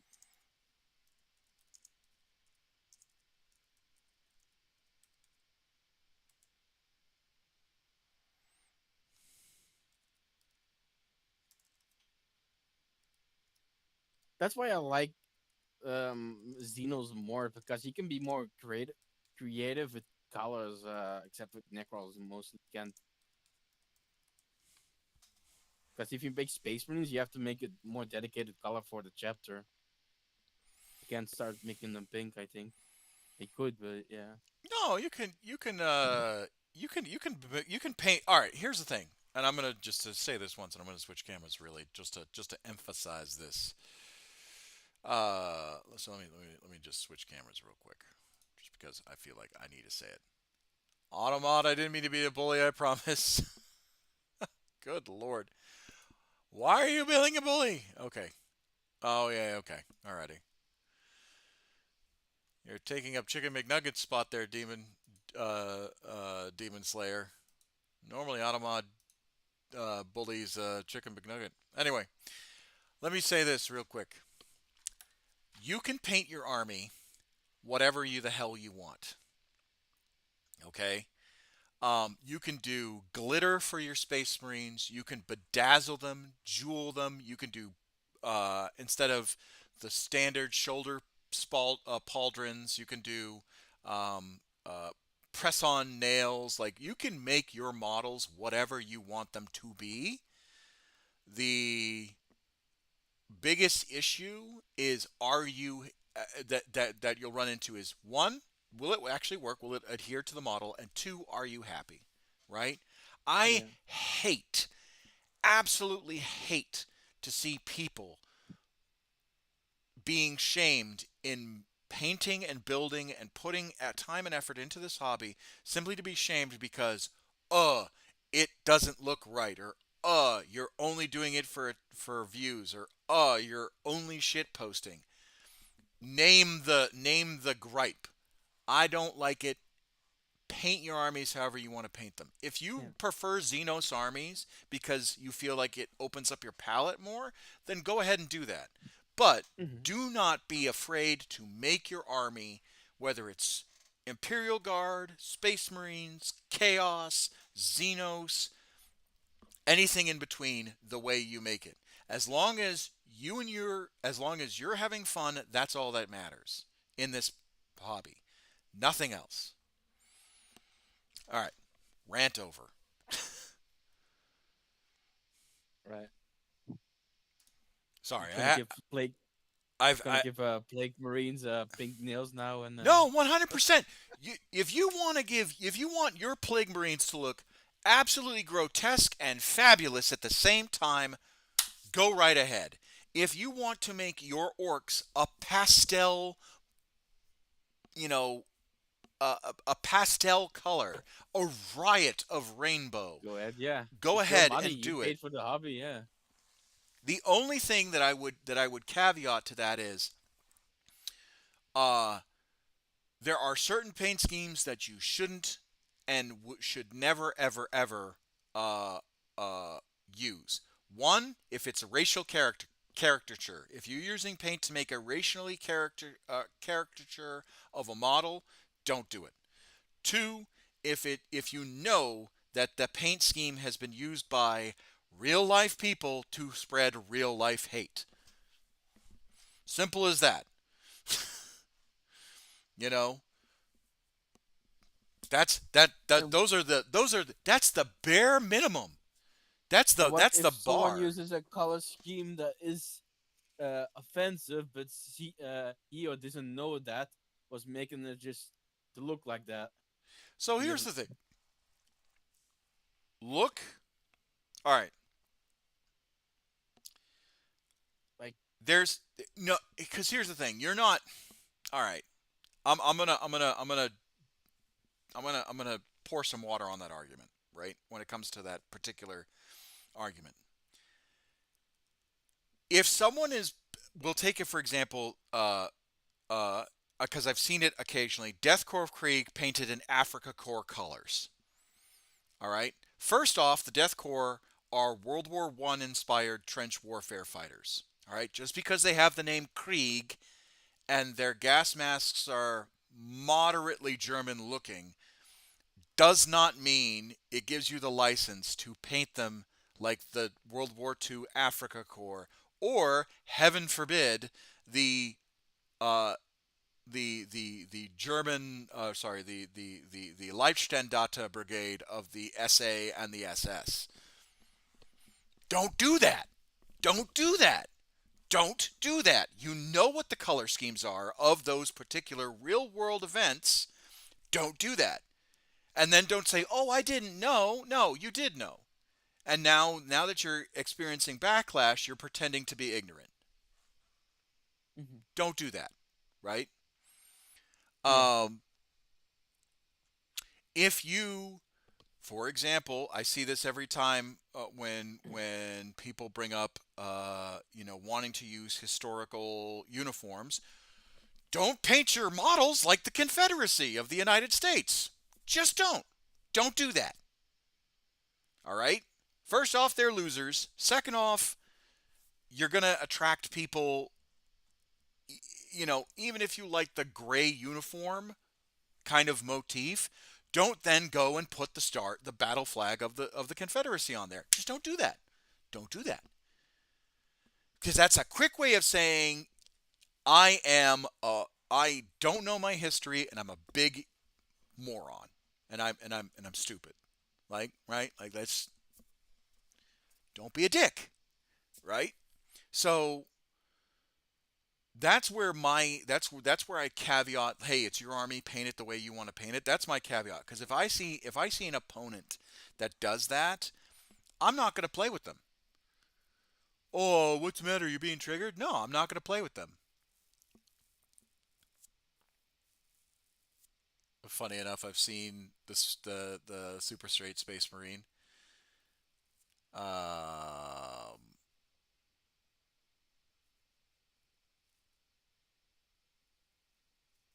a shirtless Space Marine with a cowboy hat and the color. Yeah, that's like, so the those guys.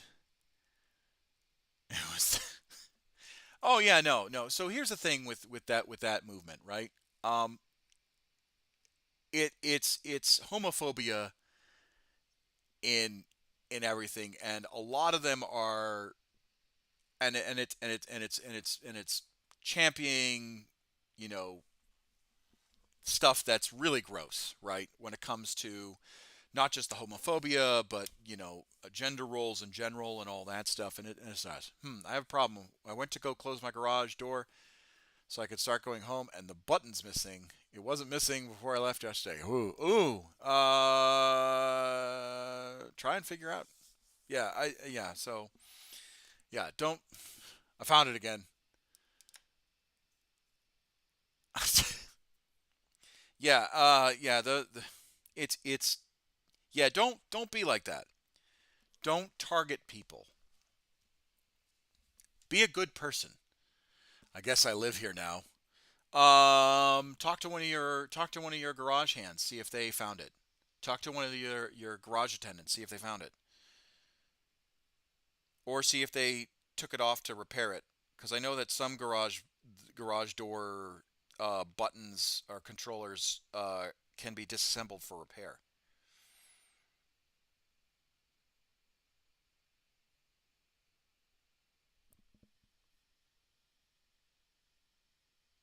No, don't share it in the server.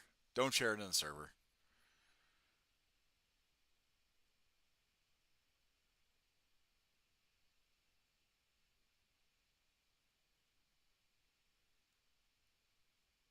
But yeah, that's where I take my like, paint your models. 100% paint your models the way you want to paint them, but don't do something. Don't fall for the argument of, oh, I didn't know this was a bad color scheme. No, brother, it's a bad color scheme.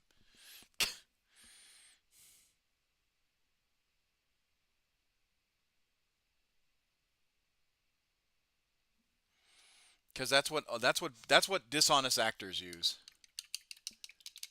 Are you saying we shouldn't gatekeep?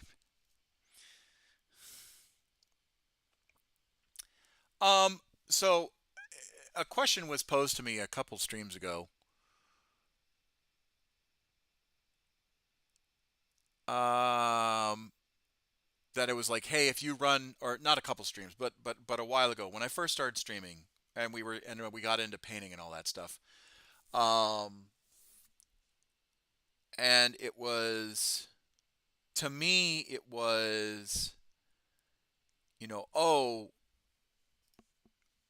you guys, um, it was a troll that came on and started attacking me for not allowing certain words to be spoken and whatnot. And I said, look,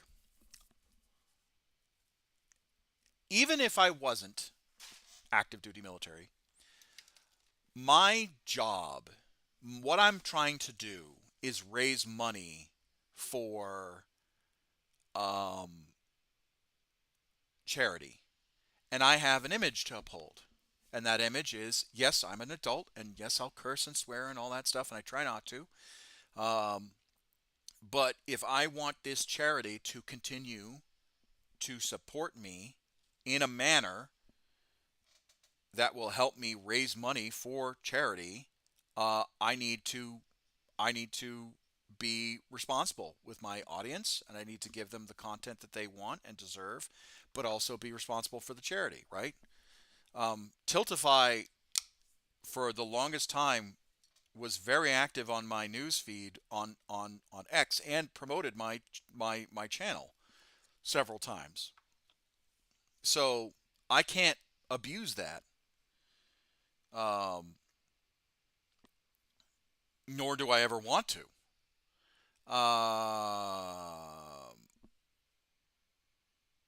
The thing about it's hard being it's hard.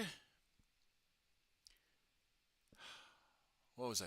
God, it is hard to be a person of a standard and not be somewhat seen as a hypocrite, right? Um, because it's like, oh well, you want to be more open and accept, and it's the tolerance paradox, right? The tolerance paradox. If no one's heard of it, I'll explain it. The tolerance paradox is, oh, you have to be tolerant of everyone's opinion. Otherwise, you are against the virtues that you're espousing, right? And my answer is no. I do not have to be tolerant of everyone's opinion, um, especially if that opinion harms others, right? And targets marginalized communities and targets marginalized people and targets um, individuals that uh, are vulnerable, right? Um, and so, and I make it a point to be open and inclusive, and to then strike down language or harmful rhetoric that um, really can hurt some people. So that's why I'm aggressive when it comes to certain topics, right? And I try and steer away from them. Um, uh, because one, I have to PC myself. I have to check myself because I'm still military. I still have the UCMJ I got to answer to. And then two, um, you gotta, uh, um, to be a good human being is to understand that you're blind to certain lenses, um, because of your upbringing, right? And that doesn't make you a bad person, right? It should never make you a bad person.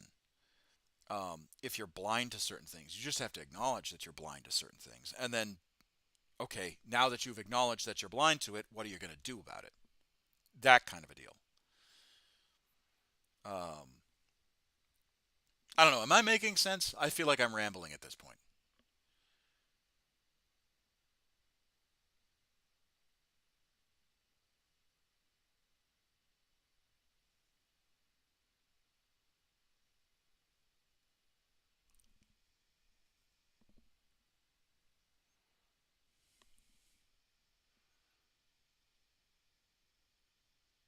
I didn't even feel it. Oh yeah, you still there, Jeremy?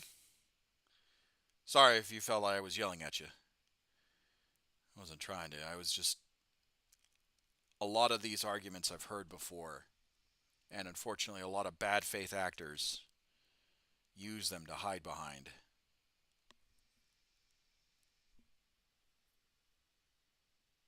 To employ their dog whistles. Crisis averted. I have a scissor lift, but is it gonna lock into place?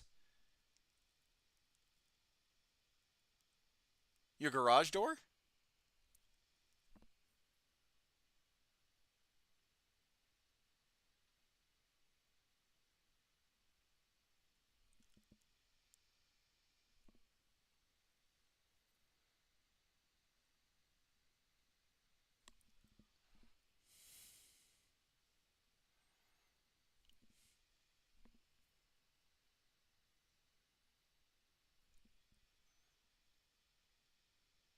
Not on its own, but I can throw a lock through the rail. Oh, okay, all right. As long as you can go home and everything's safe. I don't want you getting fired because you can't lock your garage door. That would be bad.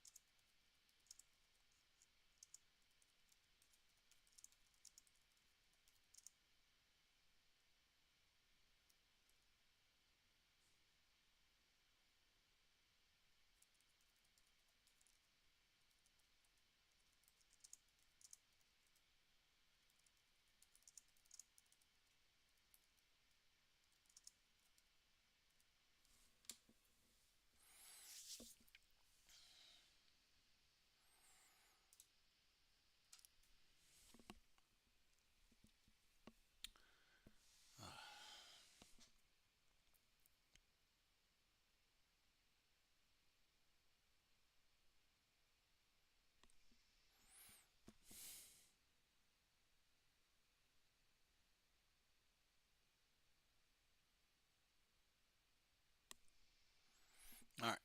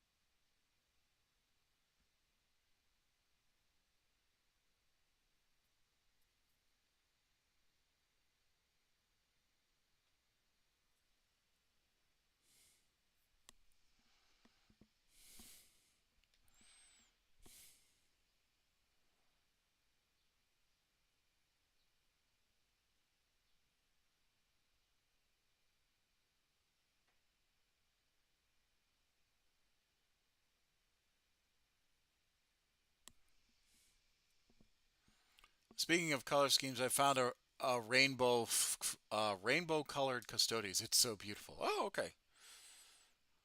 Well, share it with the class.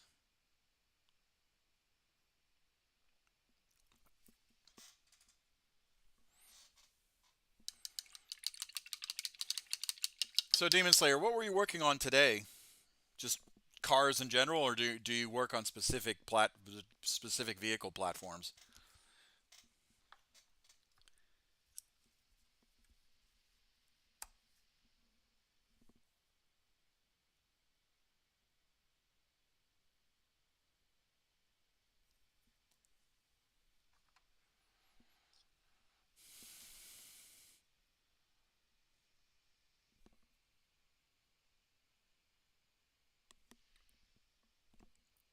Ah, flies. It's about to become fly season here at Edwards. Beautiful wet blend too. Oh, yeah, yeah. That's even a. That'll be a lovely look.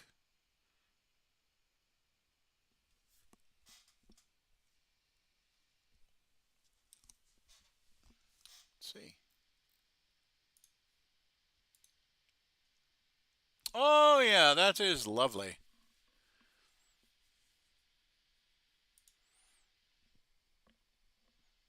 That blend is top notch. Oh, it 100% is.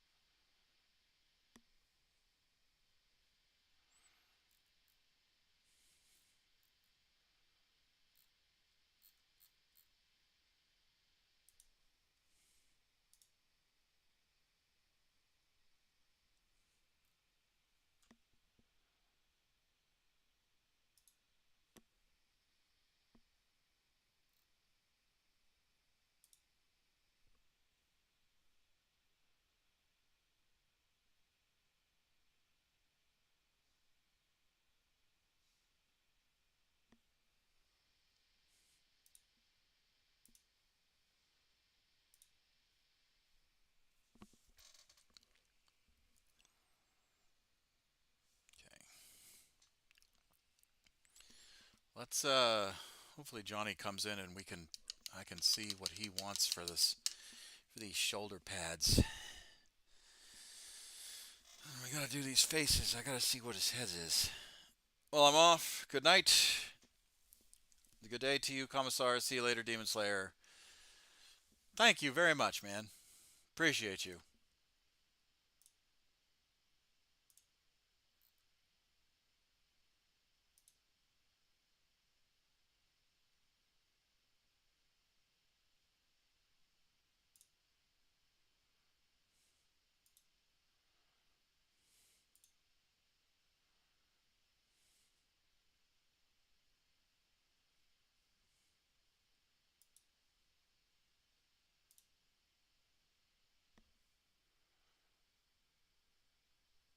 Also, get some channel redeem points. I've got 90K. Oh, no. Oh, no. Yeah, I'm going to have to figure out that redeem stuff.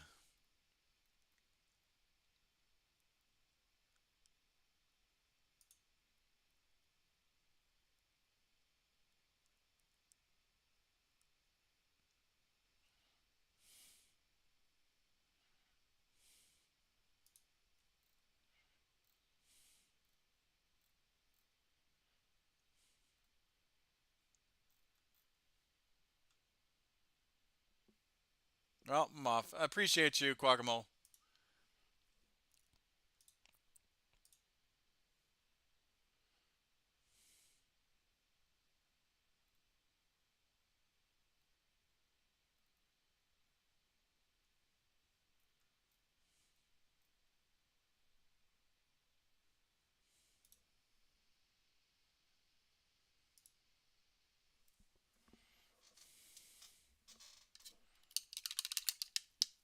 All right, I'm going to go to the bathroom real quick. I'll be right back.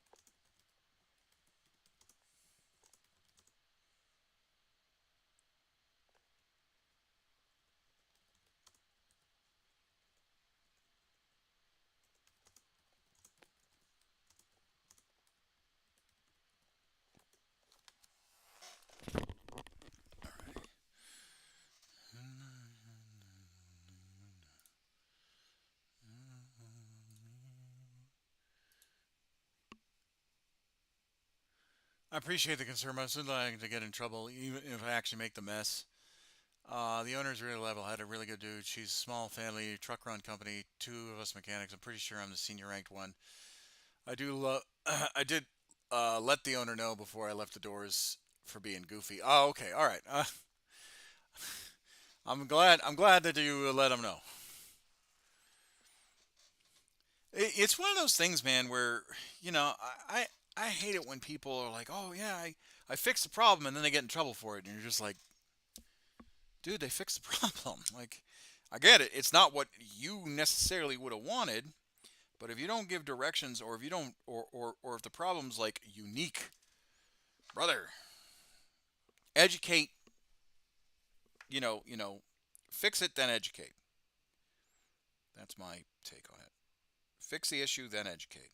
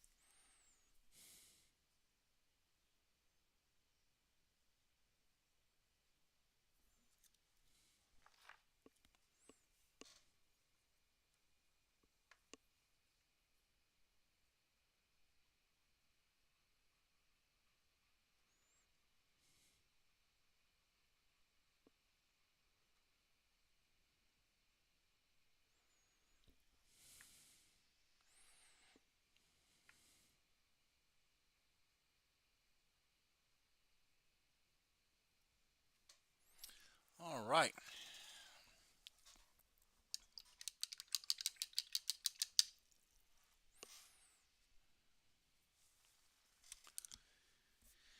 Okay. All right. We got shoulder pads. Let's make more of them.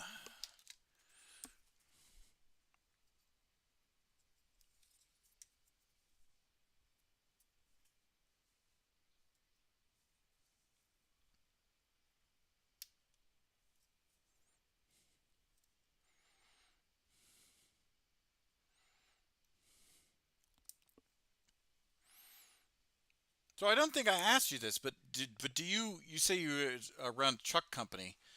Do you work on the family trucks then, or do you work on other customers' cars as well, like a standard auto mechanic garage?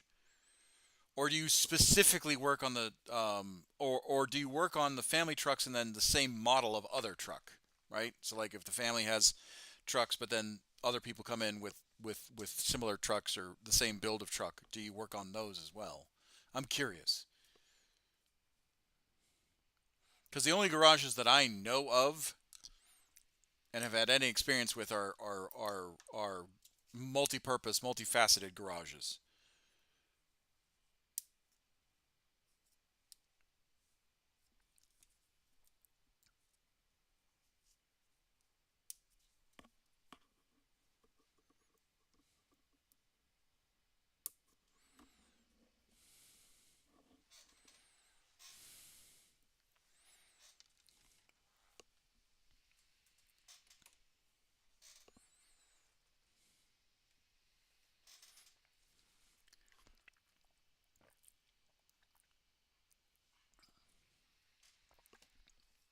Uno momento. Okay.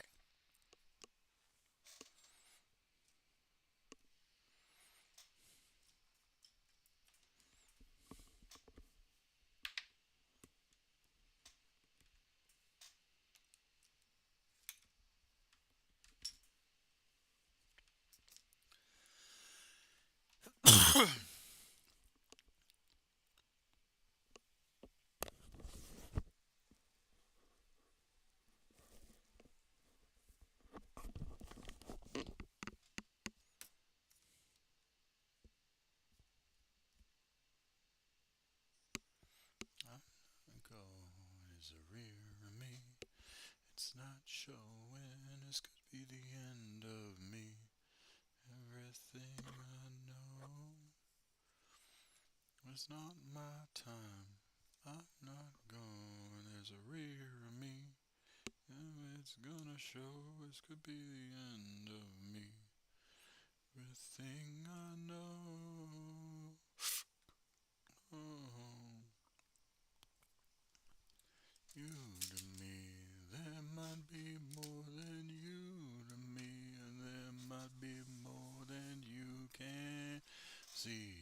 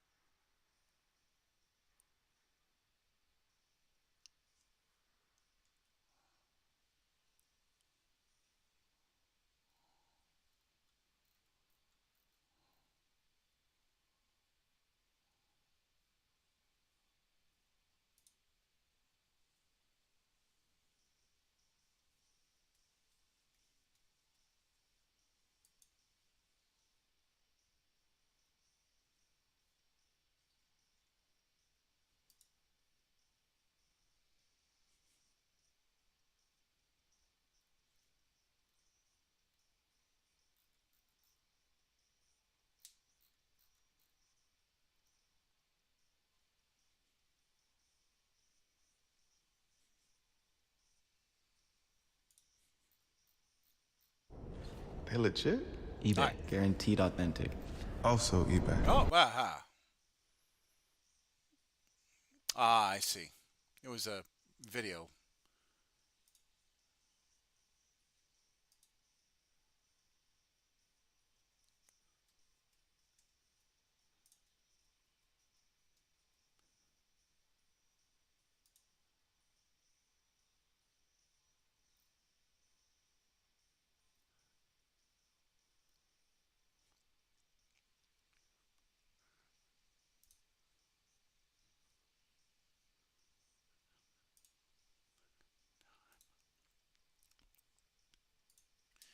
If you saw so these songs.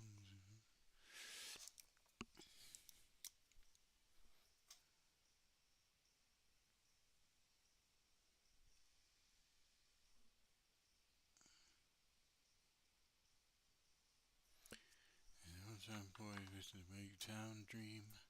What's that fight who can't fan wings? Who's say he's always wasting time? They fix their dreams too far, it's time for you to change. It's alright with you, I just way the same. 'Cause everybody's got a right to dream. I should say that I would. Somebody's do your own thing. I think that I should. Everybody's got a right to dream. Wanna be the one you wanted to be, yeah. You better believe it. You are. Alright, so I work for a trucking company with one of their mechanics. Oh, sorry. I've worked for a trucking company as one of their mechanics because the more we fixed in-house, the less we have as expense paying others to fix it. So officially all I work is our trucks. But like I said, the owners are really swell people and will once or twice a year bring a van or a car that needs to be fixed that they'll give to a family in need. Example, single mother whose car took a crap on them, for example. Oh, okay. But I've worked in car dealerships.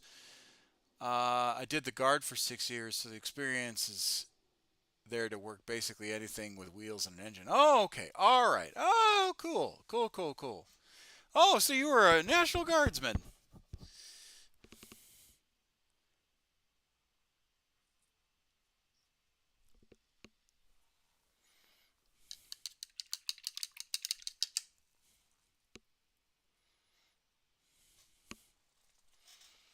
Oh, that's cool. That's cool that you work with some decent people. It's always nice when you're in a when you're in a place where you can actually directly affect the community in a positive way. That's all. That's really cool.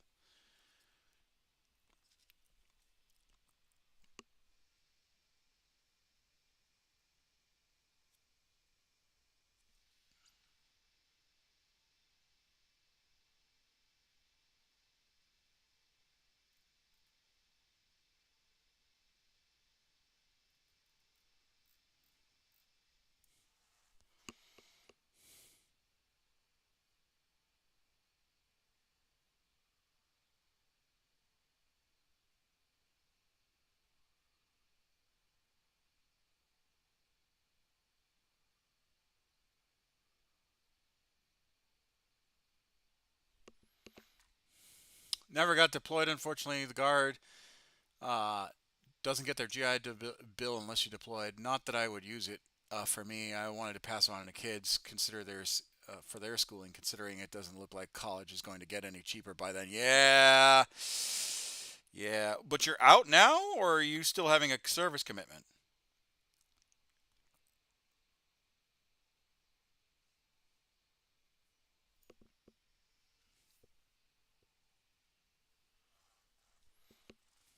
No, I'm out now. Oh, okay, all right.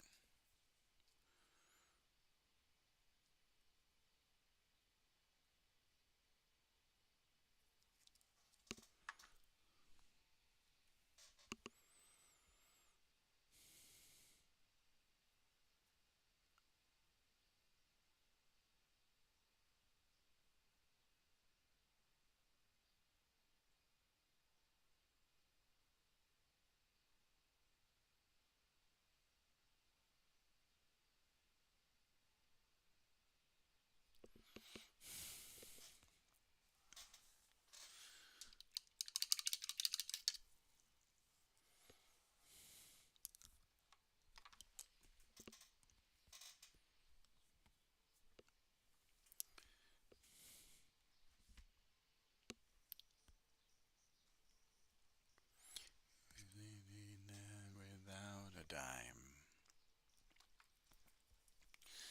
Please don't leave me as long as he learns to play. If his life only speaks the words he wants to say. And everybody's got a right to change. I never say that I would. It's about you have to do your own thing. And I think that I should. Everybody's got the right to dream. Gonna be the one I wanted to see, yeah. You better believe it. Oh, oh, oh, oh,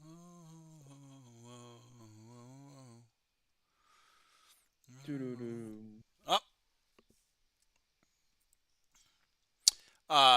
You there, Jeremy? I accidentally fell asleep. It's a bit late for me. Oh, oh well. I wanted to apologize because you went quiet after I got on my tirade about painting problematic color schemes. So Yeah. I wasn't trying to attack you. The reason Ah, why no, no, no worry, man. the reason why I got passionate about it is because unfortunately bad actors use the "oh, I did not know" argument Mm-hmm. to use it as a dog whistle and shield their, you know, feign weakness when they know exactly, you know. Yeah. Yeah, yeah. But anyway, if you need to if you need to go to sleep, man, go to sleep. I No, no, appreciate no worries, man. I appreciate you. I feel honored that you fell asleep to my sonorous ranting. I have So never. let me let me, I can now put that on my commissar's board. Had members fall asleep to me. so so I have no chair. So what I put my gaming PC next to my bed. So this is Oh, dangerous. Automat. I'm not Chicken McNugget. Uh, So you have your sometimes you feel comfy in your bed and just Yeah, you just close your eyes for a second, and you accidentally fall asleep. Pretty good. Let's see. Was going to go as the Navy as I don't know that that acronym NUC. I don't. I'm assuming that's nuclear, as like a nuclear maintenance guy. Had the scores to walk into MOS, but my Navy career was so 18-year-old me told him to sit and spin. Talked to the guard recruiter, bouncing in between active and part time to get my Montgomery, who raised to get my GMA. Oh, yeah, reactor engineer. Yeah. Uh,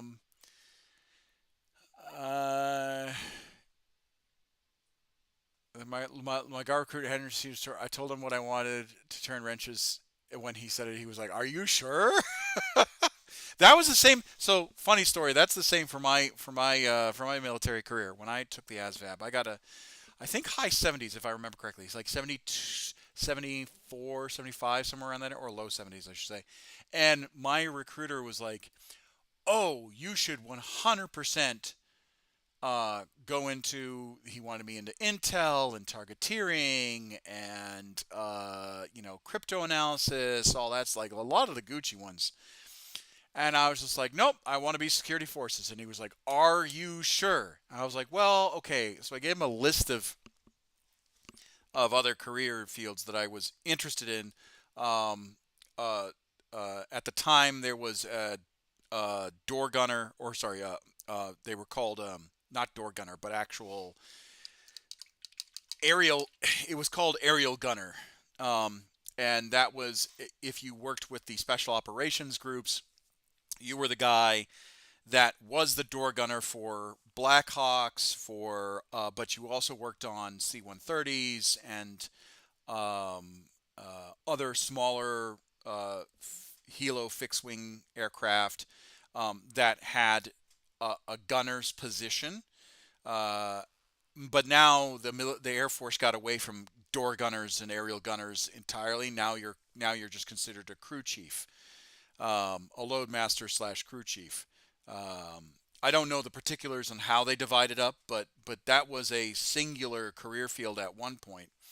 So I had that on there because I passed the depth perception test, and then I had security forces, and I think I think I may have had some a wrench turner position.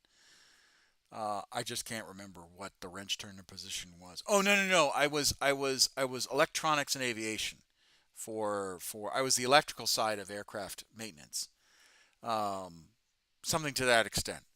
But sure enough, came back 2 weeks later and they were like, "Hey, you got security forces. Is that what you want?" And I was like, "Absolutely. I wanted it anyway, but you made me fill out my dream sheet for the jobs."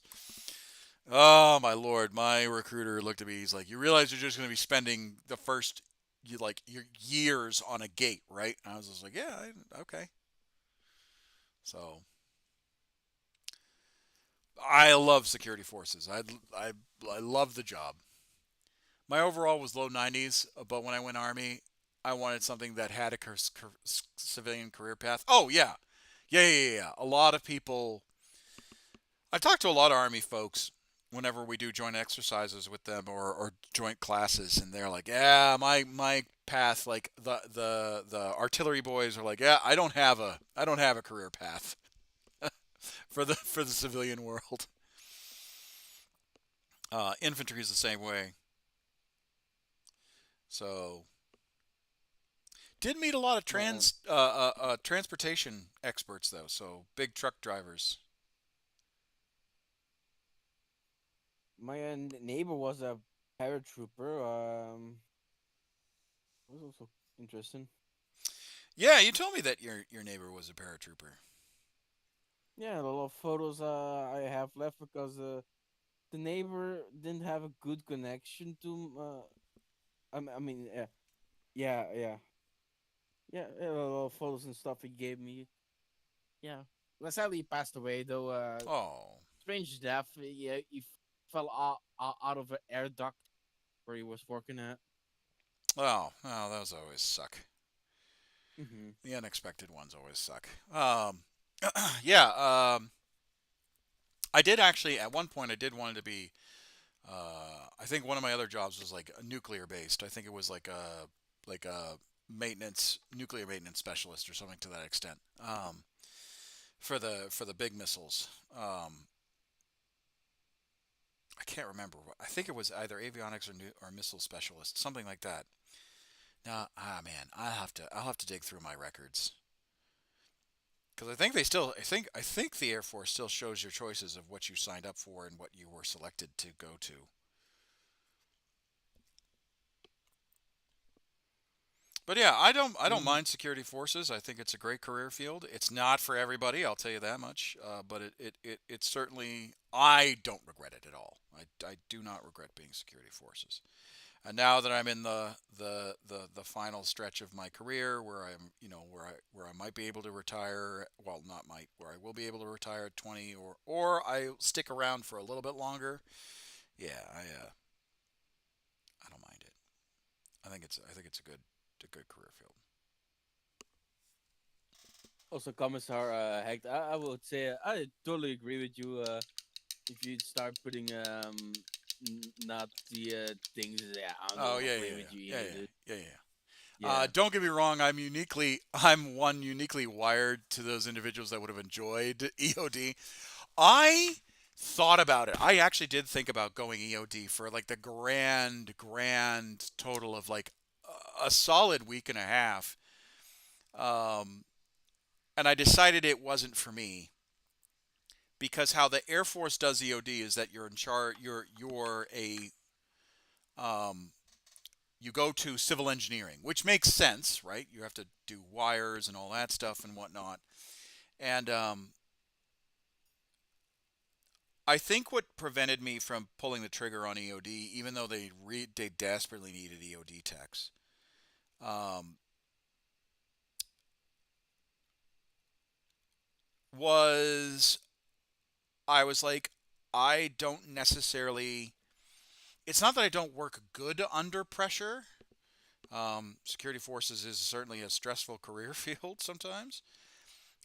I think for me it was a realization of I don't think I'm that steady with my hands, and I definitely did struggle on the mechanical side of the house when it came to the ASVAB. My mechanical score was I think the lowest. I think it was like 55. I think my mechanical score was 55. My electrical score was 56 or 7.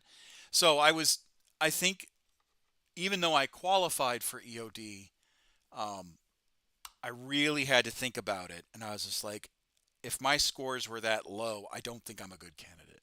I self-eliminated myself, but then again, I got security forces, so I don't regret anything. And if I had to do it over again, I still would pick security forces because I enjoy the career field. I really do. But yeah, EOD is a special type of breed of people.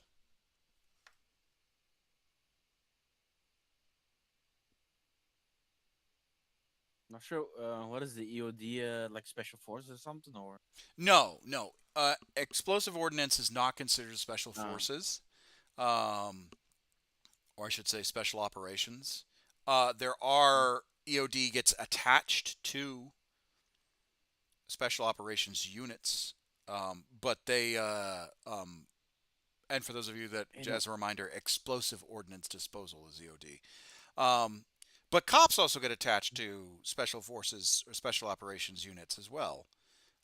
They're called daggers. Um, hmm. and you have to be a part of a dagger unit in order to apply. But yeah, it's not a bad gig, not a bad gig overall. And the thing is that unlike other bases, I think every special force unit has had some sort of EOD cross training. Yes. How the Air Force does it is that there is as far as I'm aware, I could be wrong. The special operations um, career fields have changed over the past 20 years that I've certainly been in. But originally, special operations units had a EOD expert assigned to the unit. when they went out on missions. Not that paras and CCT were expected to find, IEDs and all that stuff on their missions, but it's certainly there. I think it would be more your JTAC and your TAC-P and your that area of expertise.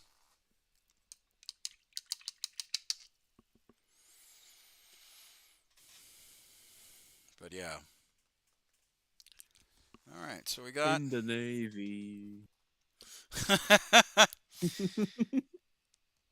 Hey, that? the one thing I will say, I didn't enjoy working with the Navy at when I deployed with them, only because I think I was with a bad unit, like a bad.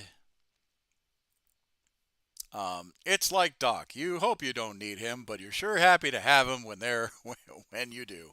Yeah, yeah, yeah. When I deployed with the Navy, I had a bad experience. I think it was the unit, not the actual people. Um, the actual people were fine, but the unit was not pleasant, to say the least. Um, uh, but I didn't mind working with the Navy folks. Or the unit was a bit of a toss up, but mainly because I think the hey Phaedros, how goes it? Oh, it's good, it's good.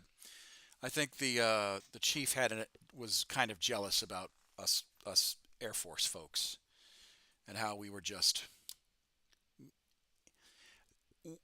At one point, he was just like, "Oh, you just guys do what you want to do." I was like, "No, it's not what we do. What we want to do. We do what we feel is necessary, and if it makes sense, we just do it." He didn't like that kind of methodology to how we executed the mission. Um, but it is what it is. How they say it in French, c'est la vie. That's life.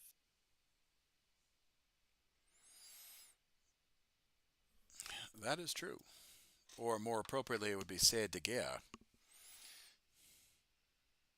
Hmm. Fun fact: half my country speaks French, but I barely speak any of it. I was about to say, I'm surprised. I'm quite happy today. Good.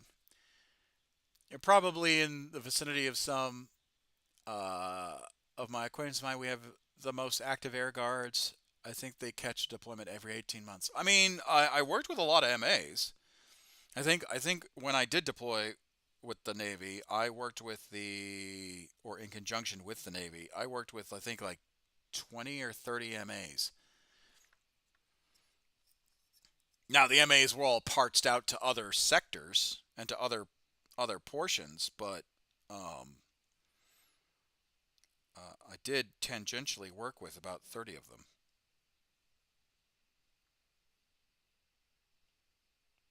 Do I remember all their names? Absolutely not. Do I remember some of them? Yeah. But Charlie, it's one of them.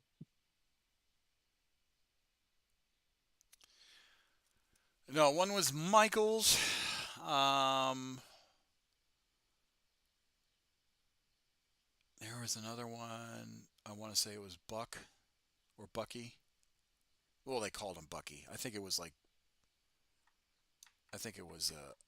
nickname, but his name tape said Bucky on it, so I don't think it was. Did you have a nickname in the army? In the Air Force, yes, I In the Air have Force, yeah? several actually. Uh, the Hell Turkey lost the aircraft world. Its movement is 12 inches. Its control change, which means it can start on the board and cause havoc. Oh, the Hell Drake. Yeah. I was wondering if they were gonna make some of the aircrafts lose their aircraft keyword. But yeah, I've had several nicknames in the within the Air Force. The most popular one that I've gotten recently is the Boulder. But my first deployment, I was given the nickname Sci-Fi by my chief, by my chief master sergeant. He found out I uh, did science fiction conventions before joining the Air Force, and that little tidbit of information just kind of stuck with him. So every time he saw me, because for some reason Hecht seems to be a hard name to pronounce, he would call me Sci-Fi.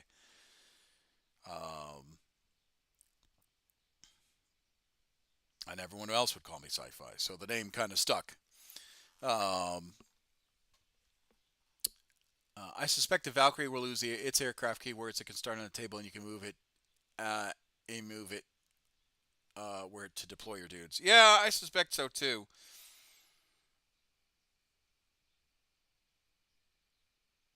But I'm also not one to hold out for it.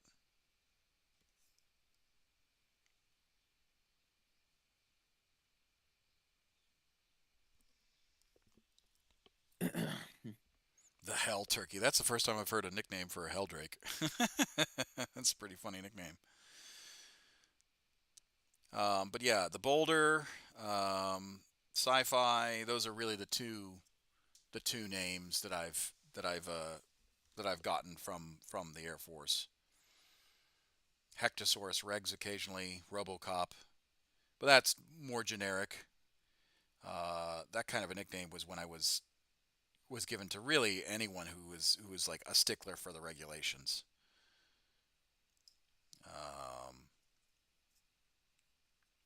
But yeah, not a bad. You know, I don't mind. I don't mind those. I don't mind nicknames. Nicknames are good. Nicknames are great. They're great. They're great. It's a great way to build camaraderie in the Air Force. Yeah.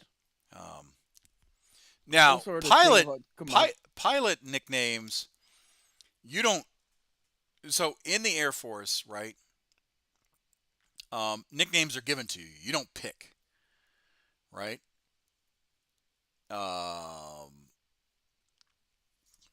And pilot nicknames are normally a nickname that you earned because you screwed up something during pilot training. Um, uh, for example, if something always happens to you while you're flying, as an example, like say something always breaks down when you're flying, right? Or you always have some sort of technical difficulties. Um, Occasionally, a nickname that pilots could probably give you is like Gremlin, Mayday, Trainwreck. You know, um, uh, Storm for short for shitstorm. My nickname I had was Unicron. That stuck for about 2 years. My squad leader was Megatron. Oh yeah, radio call signs are really are good nicknames too. But that's more of the army than anything else. The only nickname I received was in military school. It was Big Mac. The other guy was Little Mac. We had both very similar last names that had Mac in it. Yeah, no, that's also another one. Fire departments, Tiny. I've always met a Tiny in an Air Force fire department. And obviously they're not tiny. They're built like shit brick houses. Um, we had one guy who was uh, tiny has never been less than 6'6". It's very true.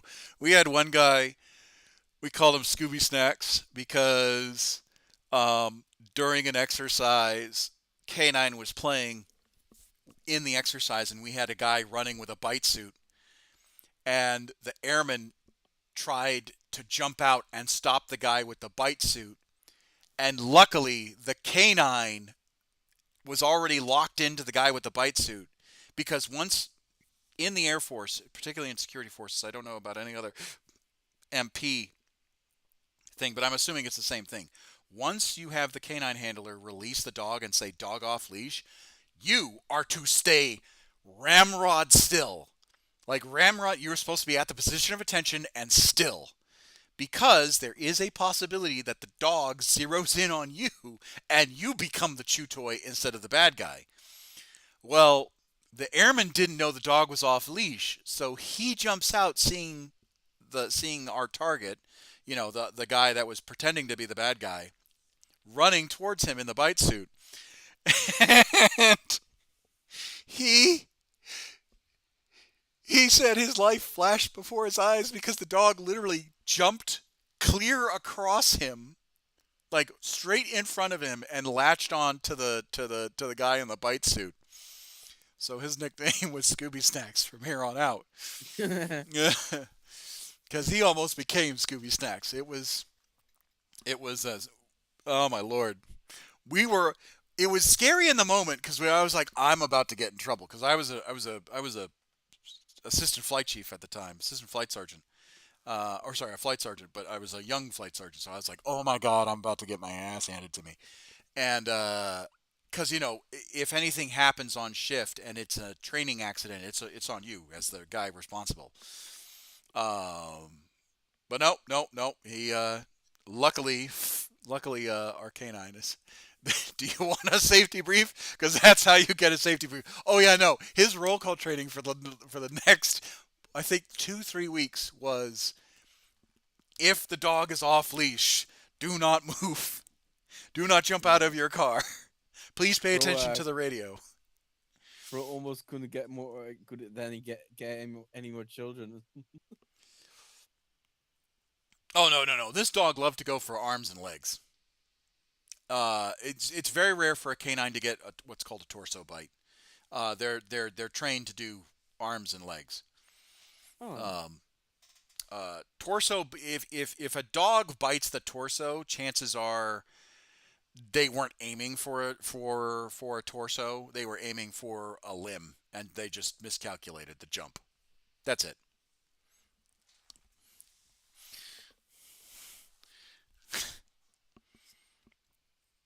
But I yeah, also saw some like things like when like for instance a police officer or army guy says a dog to attack, but the enemy doesn't move or acts here's the thing. aggressive. They become Here's confused sometimes. The dogs. here's the thing. That's handler training. We had a new guy that Mhm. couldn't make any formation on time. He spent 2 straight weeks to secure his battle buddy with 6 foot of 550 cord. Oh no!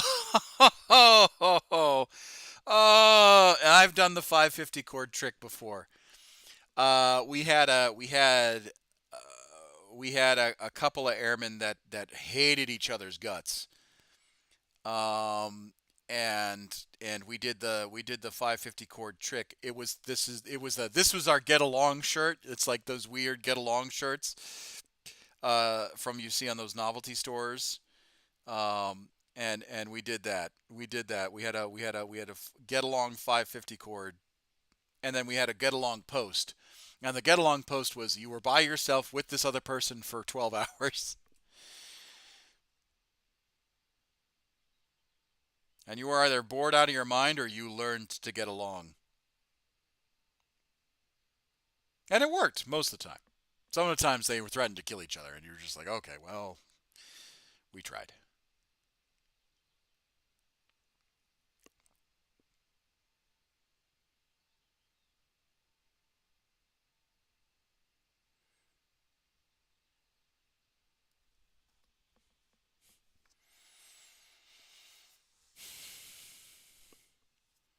Yeah, damn. A 550 cord. 6 foot of 550 cord. That's diabolical. That's diabolical, man.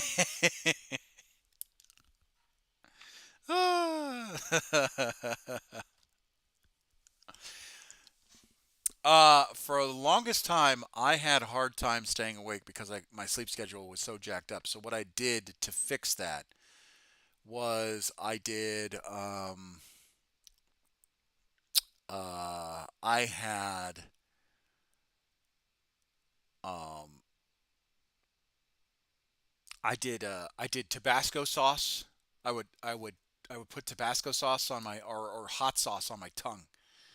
Uh, and then I would do so I had this little bottle of like nuclear hot sauce um, that I would carry with me, and I'd put it on my tongue uh, to stay awake. Oh man, there were days where my face was so red because I was sweating. Uh, they were like, "You good?" I'm like, "Yeah, I'm fine. I'm fine. I'm just trying to stay awake." It sucked. It worked. It worked. After 2 weeks of just taking hot sauce to stay awake, it worked. It worked. Well, it was pretty damn painful.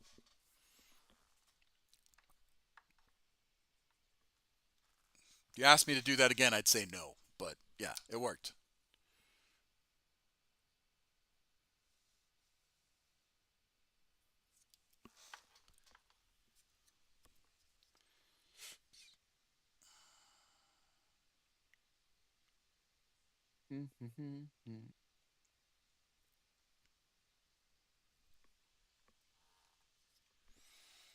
We had another guy that had a hard time staying awake, particularly on mid shift.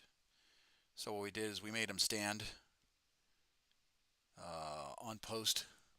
We had somebody with an air horn occasionally come by and blast the air horn at his post.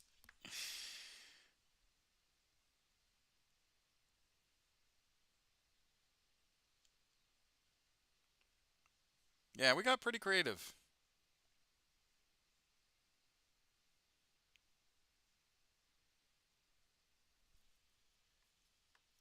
It's also kind of cool. Back in the day when my in my country was mandatory to go to the army, so my parents and my uncles also went for a couple of years to the army because it was mandatory, and also explained some cool stories. You know, I kind of flip back and forth on mandatory on what it's called conscription. I think. Compulsory service. You know, I think that it would absolutely help, particularly the United States, when it comes to mandatory service. Um, because then I feel, in my mind, I feel like there wouldn't be this massive disconnect between those who've served and those who haven't, and particularly the wants and needs of the veteran community. Um, and then, of course, like I feel like you have more buy-in as a society when it comes to certain things like elections and all that stuff. I was ordered to spend the rest of my enlistment at least an arm distance away from my squad leader for PT. Through soccer was a good answer. It was running shoes. Wet field. Me and my squad leader ran into each other. I was about twice his size. Tore his Achilles. Oh, by the way, this was in the middle of the battalion PHA. Oh no. Oh. Ooh, that's always tough. Yeah, that's always tough. Well, you were red.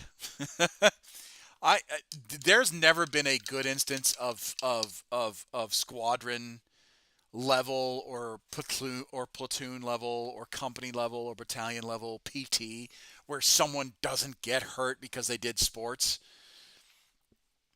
Ah, I hate that. I hate that because I'm normally the jackass that has to fill out the safety report because it's normally my troop that gets injured.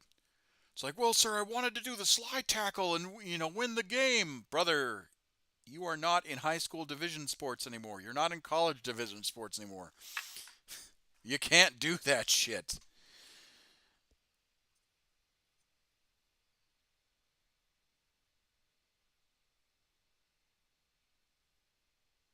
So let me tell you a funny story about my ma- mandatory training for my stepfather. So he had to go to um to the army then, and then they do a like a test how smart you are and stuff. And I guess it was he was a quite smart guy. He went to the university and all, and he got a very high. He got the highest score, and he I don't know how it works, but he got the highest rank between all the people in the line. Um, and then later, he became and then later, I think I'm not sure what rank he was, but he was that rank. He was able to write people like if they want to go in the weekend, they go to their home. You can write like those Oh, checkups. it's called a Liberty Pass. So he was probably an Yeah, NCO. I don't know if they do officer conscription, but he was probably an NCO. probably. Yeah, Most I think. militaries, Yeah, whenever you're given authority to allow someone to go on leave or whatever the case is, you have to be bare minimum what's called a non-commissioned officer. Um, NCO, and it's basically that particular rank is designed yeah. to be the bridge between the officer class and the enlisted class, and it gives you certain authorities. Now, again, I don't know what kind of authority Belgian NCOs have in NCOs. my country. Yeah, Yeah. yeah, yeah. Because NCOs are are different all around the world, Hmm. right? Um, Oh, it gets better. Me and him were in primary recovery team for the wreckers, so we were stuck in a truck together still. We still talk a couple months about it. Dude, realistically saved my life. Oh, that's lovely. That's lovely. I'm glad you still keep up with your squad leader. It's always nice. It's always nice to hear from airmen that I've led to. Actually, uh, Roig is an airman that I that'll occasionally pop up in the chat and say hey, and we'll talk about it and we'll relive some of the glory days. Yeah, it's always good. It's always good to talk to people. So and then the funny thing is like he was I think he was just plopped down in like with a lot of people and of course like to leave it as an NCO. Mm. So and a lot of the guys wanted to go home in the weekends, but most of the time they couldn't because the NCO probably said no or I don't know. But right before the first, as soon as he came to the platoon or with normal if like the guys also managed to go to the military training. I mean, in military years. He said, "You guys know how I go to the weekend?" He said himself, "Yeah, I know how to do it." And then he gave him all weekend passes. Go to the weekend. Oh, good, Funny though. good. Yeah, it's always good to have somebody looking out and making sure that people are taken care of. That's a good hallmark of an Yeah, NCO is to take care of your people. Now, yeah, sometimes you miss the mark. I mean, I know I yeah. have. Um, Sometimes there's strict NCOs and they don't give you weekend passes. yeah. Excuse me. Hold on. There was something I was thinking of.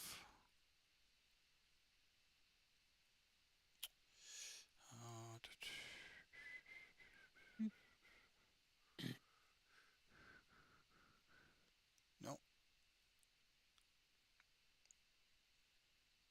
Ah, damn. No. No, I couldn't. Can't think of it.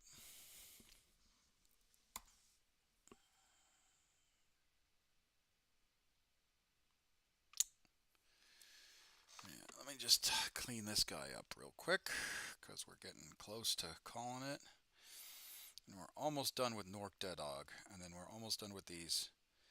I was hoping Johnny can jump into the chat real quick and see if he approves, but unfortunately, I don't think he's going to be in the chat with us today. Might be just working a lot on his actual IRL job, which is, I Right. expected. Yeah.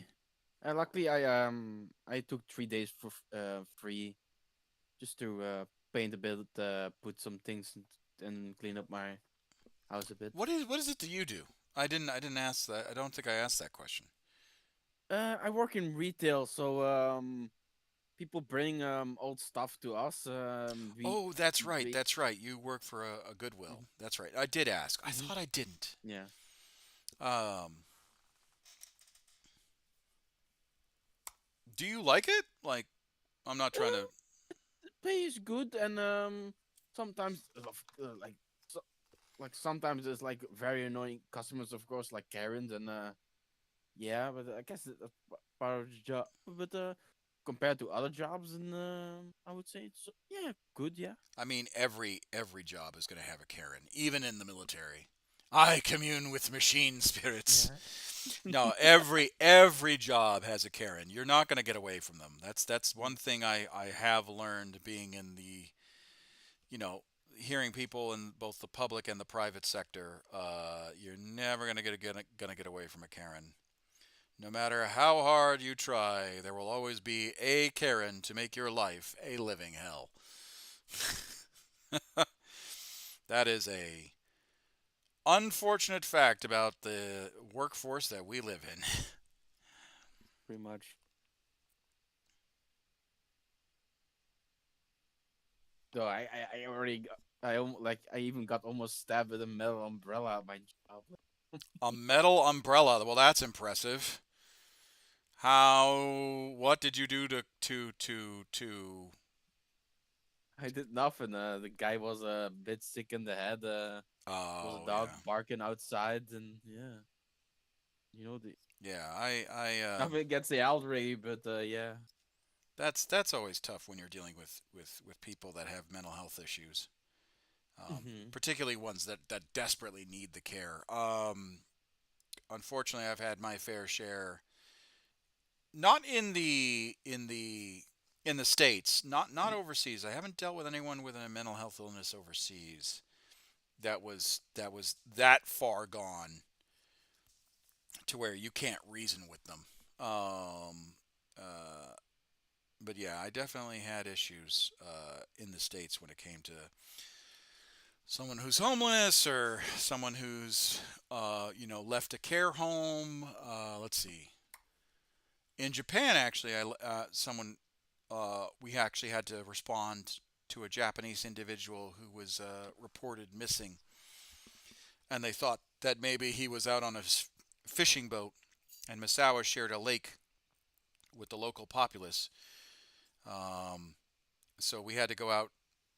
I remember going out to the Lake Ogawara and having to sit out there in my patrol car, staring off into the lake, which was very pretty. It was a very pretty sight, but not necessarily a pretty circumstance. Nothing happened that shift. I think it was a couple of days later on another shift where the gentleman came in on his fishing boat, um, that he managed to get back from his, I think, his son who was taking care of him, uh, or daughter. I can't remember if it was a son or a daughter. Um, and he landed on the base beach on our property boundary.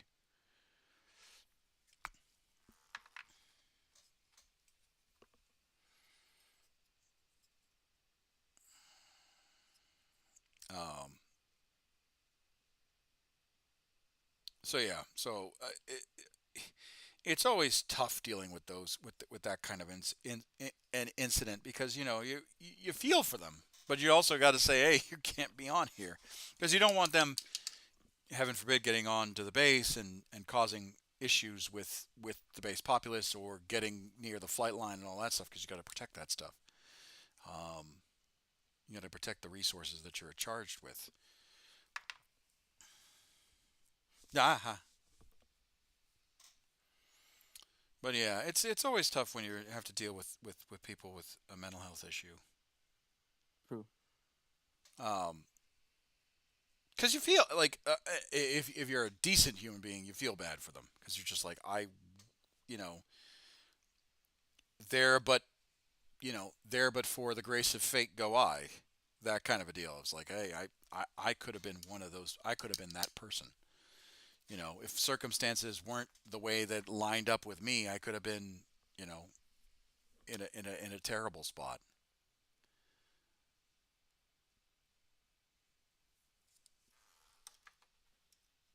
Yeah, you do feel bad for the people because a week after he was all nice to me and didn't even remember what he did. Yeah, it was very confusing. Yeah, that's always tough. That's always tough. But I'm glad you handled it. I'm glad you handled it.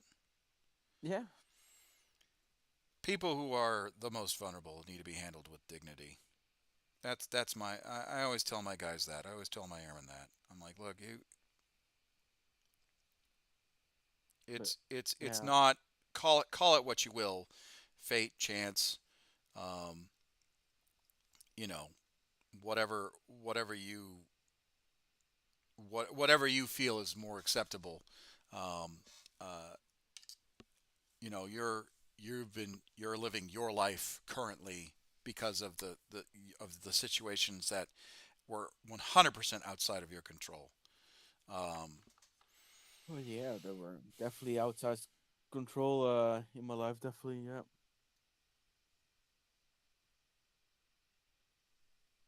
so, ah,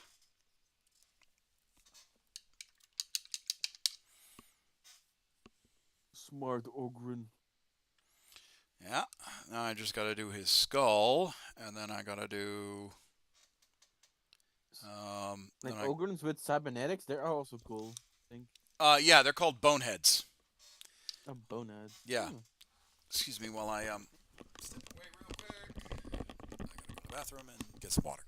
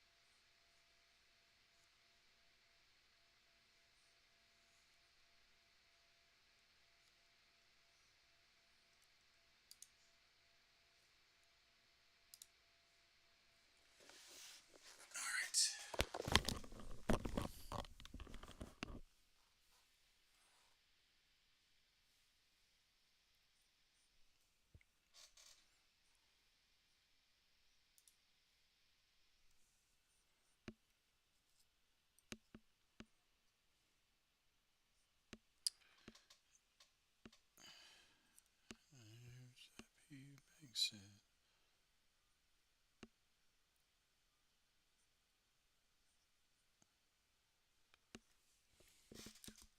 Yeah, I'm just a big fan of Dark Tide when it came out, and now it's still the Ogrins, and I think that's also the first time saw Ogrins in Dark Tide. Yeah, Oh, Ogrins? So Ogrins have been around, I want to say, since like the first edition guard. yeah. Um, but yeah, the Ogrins in Darktide, they all have the bonehead implant. And what the bonehead implant is, for those of you that don't know, it's basically cybernetic augmentation of their brain, so that way they can kind of speak in the sentences in like more coherent sentences, etc. They understand complex orders. They do more high risk missions. Um, uh, they have a you know um, you know cognitive reasoning and all that stuff, because Ogrins by themselves are simplistic um, in their nature, because they come from this high gravity world, and because they're high gravity worlds, even though they're big, strong, they're just lovable brutes. Um, um, Yeah, when you equip a cosmetic with like like half robot part, a part of Robo Brain. Yeah, they are very smart. They talk like instead of they talk like real very gentle and pronounce bigger words instead of the if you don't equip it. yeah, Kind of funny. which is also kind of sad, because like Ogrins are also, I'm thinking of shifting my deployment for my Necrons. Okay, what do you mean? Are you about to battle your Mrs. Demon Slayer?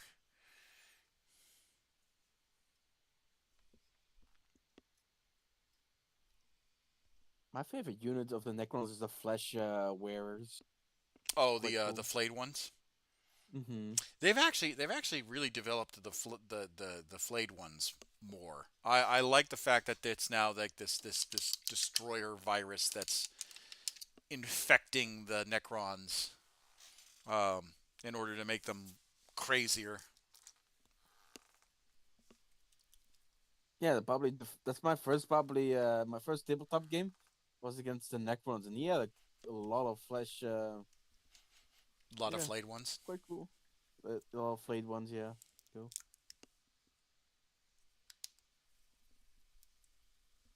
Kick my ass.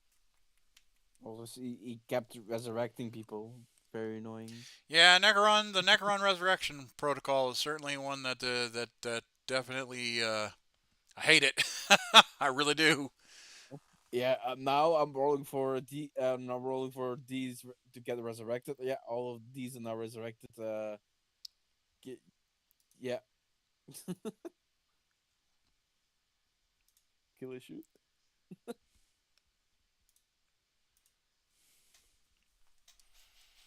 Phaedros, if you're still in the chat, what have you been up to, my man?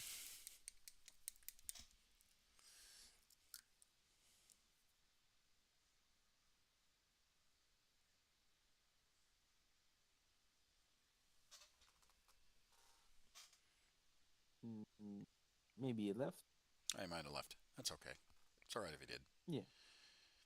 People saying hi and bye are totally fine. I accept people coming in and supporting me when they can, where they can, and then leaving. I'm totally fine with that.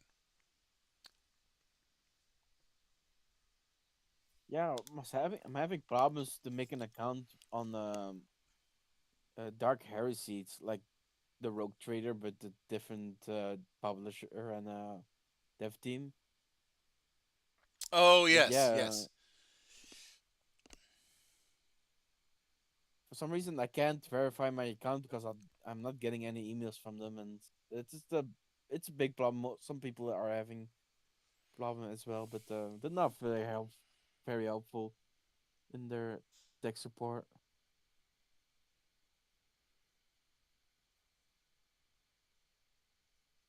And Well, they hopefully have you like can yeah, go ahead.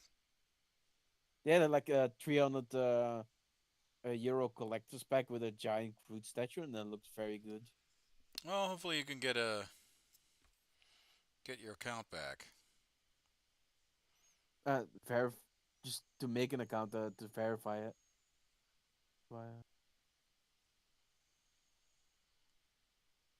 Have you seen the collection edition for Dark Heresy? No, I have not. I do want to get into Dark Heresy, and I do want to play that game. Mm-hmm. But unfortunately, I got a lot of other games I need to play. Hell, I True. need to finish Warhammer. Baldur's Gate. Um, and I know you brought it up occasionally, or maybe Quacamole has. I want to have a perfect Empire run before I do another faction, and the problem is that it never lets me do a perfect Empire run. Like I get to the short campaign victory, right? Mm-hmm. That was Owlcat. Oh yeah. It's one of the companions. $200. It's a lot. Yeesh. Oh, that's a lot of money right there.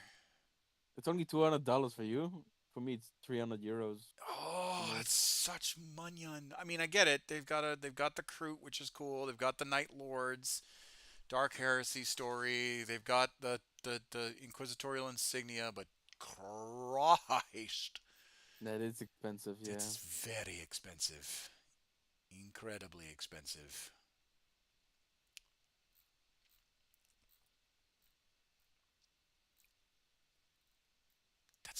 That's a lot of money. That's a lot of cash.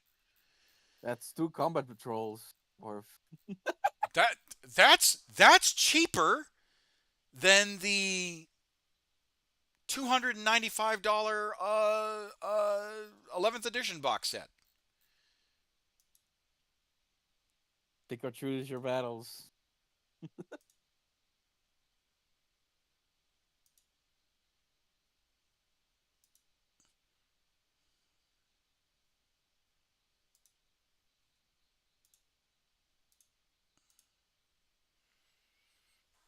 Never mind. One the new detachment is rather nice. The two ones work out well for my list. Both are Awakened Dynasty and Star Shatterer Aerial R3. Oh, okay, all right.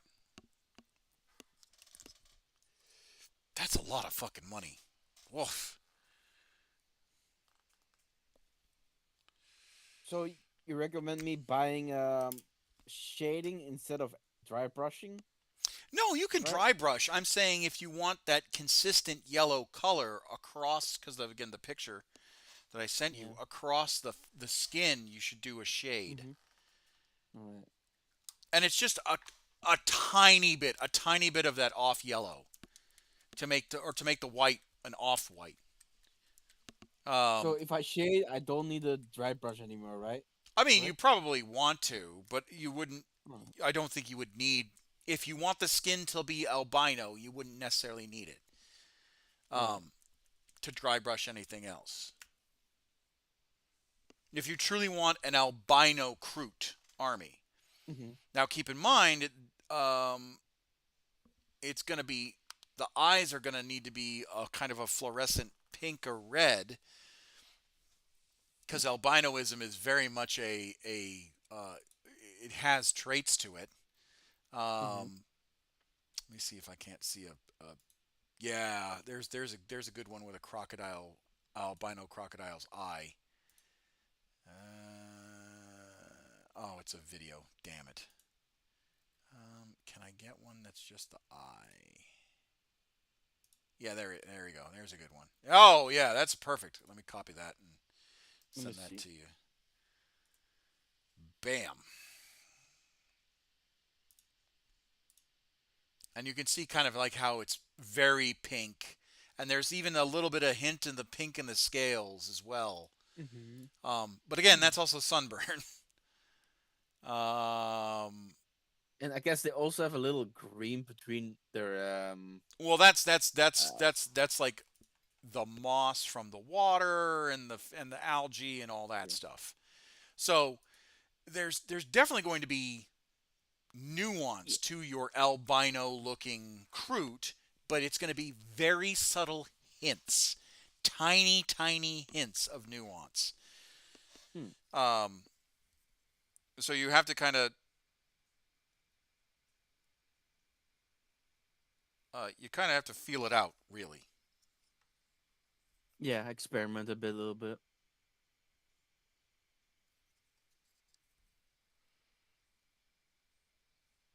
And I dorked up the skull. That's okay.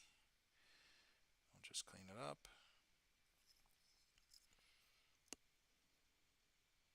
So shading happens after priming, right, or after the painting? Shading can happen during the painting, after the painting. It all depends on how you want to work it. All right.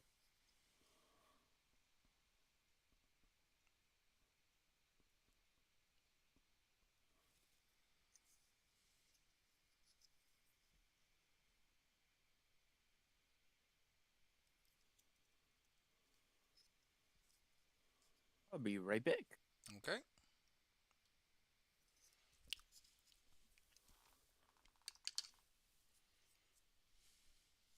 We're gonna need a dry brush just to wick up some of this water.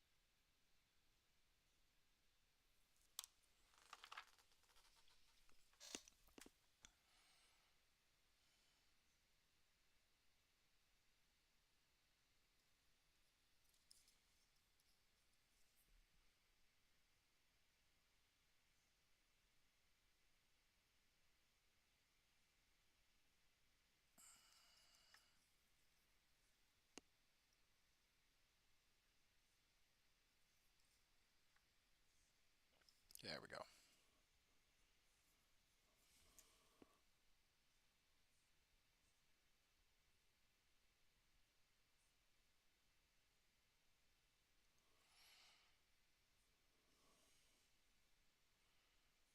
There we go. All right, cool. All right, Norka's done. He is officially done. Took me a while to get him done. Now we just need to do the faces. And I can't do that without Johnny. Because I need to figure out what he wants. I'm curious if this... No, these don't work. I mean, they kind of do, but they kind of don't at the same time. Yeah. Because it would be like this.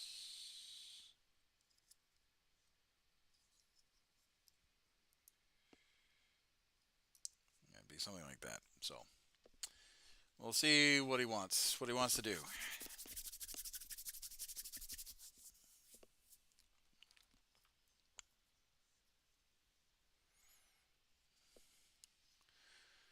So we got those done.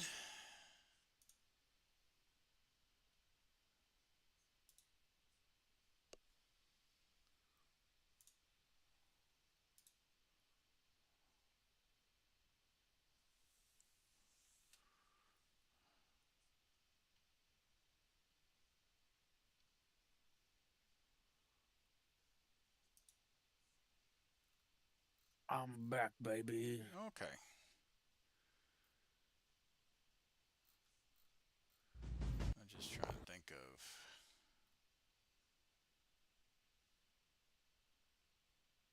More blood for the blood god.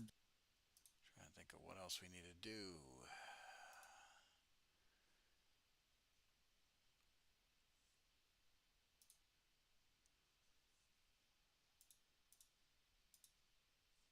Let's do that. Let's do that. Let's get rid of that. Get rid of that. Get rid of that. You should give your Okay. Ogryn's mustache hair.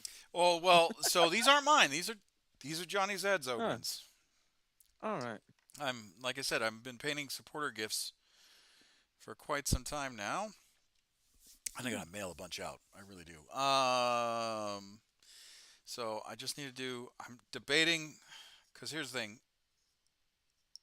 I'm debating on giving these guys shoulder pads. I want to, but I also need Johnny's opinion on them. Because some of them look really natural, others are not so much. Oh, I need to paint these pouches and put them on there. Yeah, let's do that. Do you play Dark Tide? I do play Dark Tide. I haven't played in a while because the game gets repetitive after a bit. But I'm definitely excited for the Skitarii. I definitely can say that. It's gonna be an interesting class. Yeah, it will most definitely be an interesting class. And then I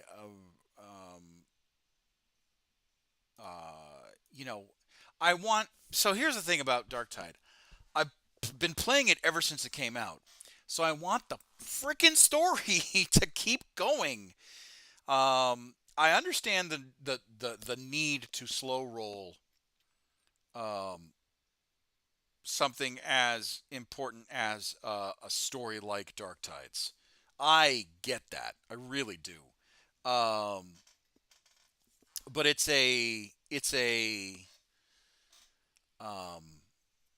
for me it's one of those things where it's like I want to know more. I want the story to progress. I really do. Just because Games Workshop doesn't progress the stories doesn't mean that we have to suffer for it. you know. Um, but then, like I said, the writers are doing their things and they're writing and they're trying to make sure that it's a good story and yada yada yada. So I'm trying to be patient, but I want more. I want more. I really do. No, it really seems they are progressing the story a little bit. Like I I think saw that they gave the Emperor more flesh now. no. I'm talking about Dark Tide in and of itself. Mm. The I think the issue with or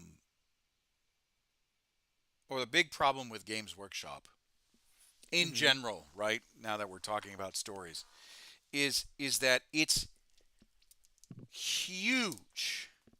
The stories in and of themselves are just massive, and because they are massive, it can feel almost unwieldy, um, to a point. Uh, Sorry, I'm just trying to organize these paints. I really gotta sit down and organize all my paints. Imagine Five Nights at Freddy lore, but then 10,000 times more. 40K has been around since '87. All right, it'll hit 40 next year. Dang. So when people are like, "Oh, this lore is amazing and in depth," I'm like, brother, 40K has made more lore and has forgotten more lore than most other IPs put together. Um, Yeah. Now, granted, Primarchs had even sons, and they've totally been forgotten. granted, that's also somewhat by design because 40K cribbed off of a lot of other IPs. I mean, well, Dune, I'm looking at you.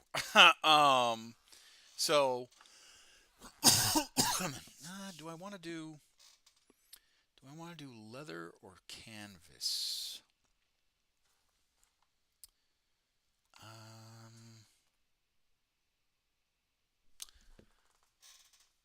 Yeah, we'll do leather. We'll do leather for the bags, for the pouches, and then we'll do green for the grenades.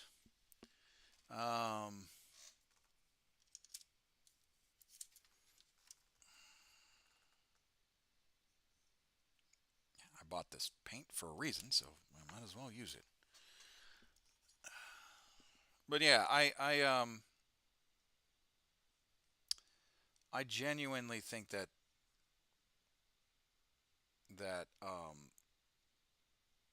Darktide needs to progress the story a little bit quicker and make like because like the dead side was amazing, right? But it doesn't. One, the mode is challenging as all fuck because if you die on one phase, you lose everything. And then two, uh, it doesn't give you anything extra, right? It doesn't give you any sort of like bonuses or whatnot to the mission. Um, so to me, I think it was a bit of a flop. It was an interesting attempt, but a bit of a flop in my opinion. Um, the new Deadsiders game, what's it called gameplay game mode. Again, interesting, nice way to kind of set it up. I think maybe they should have done more with it story wise. Um, and I know that the Dead Side missions are to set up a different archaeotech or to set up a different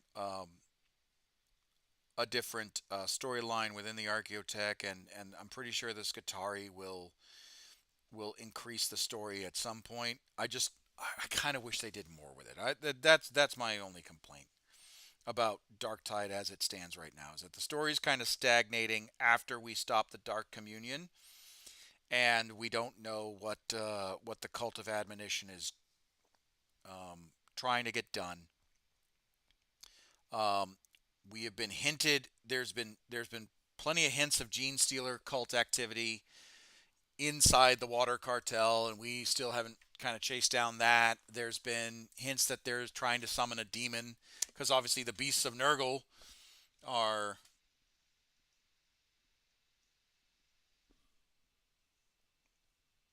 Oh, hold on.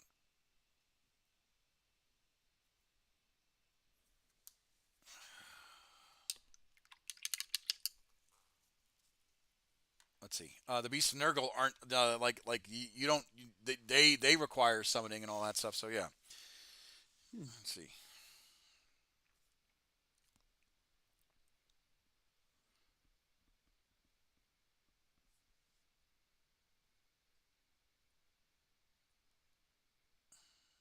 Sorry, someone's asking me a question. No worry. Uh, let's see what's good.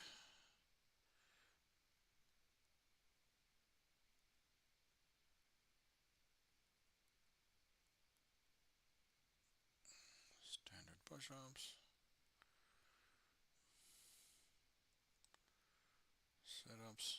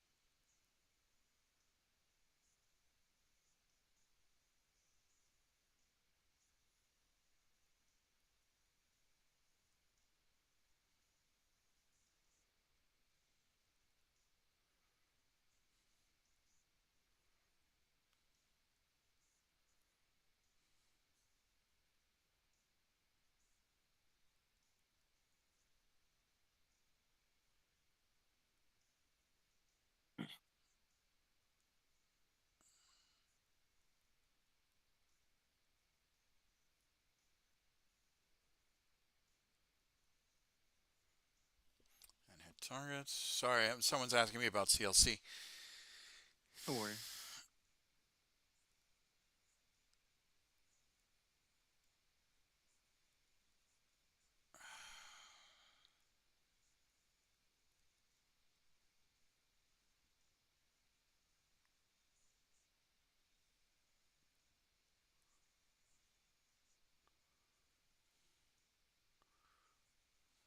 Wait.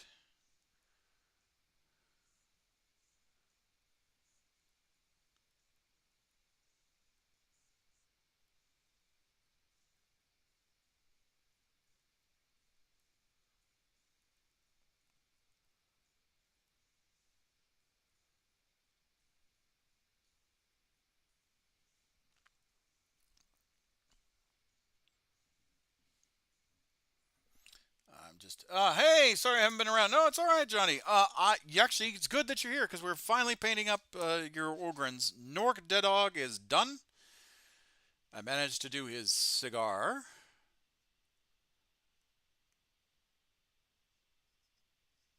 And his Commissar Hailer.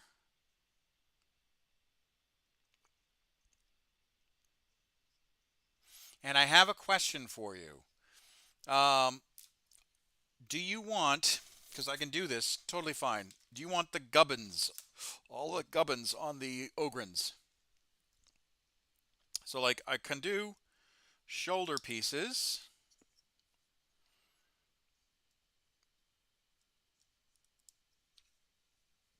And it'll look like this.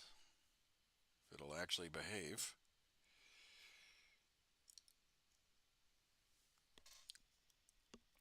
Work a bit late, my was overlong. 6 bite stands close to me were full up, so I added it another 2 kilometers to your bike round for a 20-minute space walk home. I had to bike span space. Oh my lord! Oh, well, a good thing you got that done. Put that in the workout.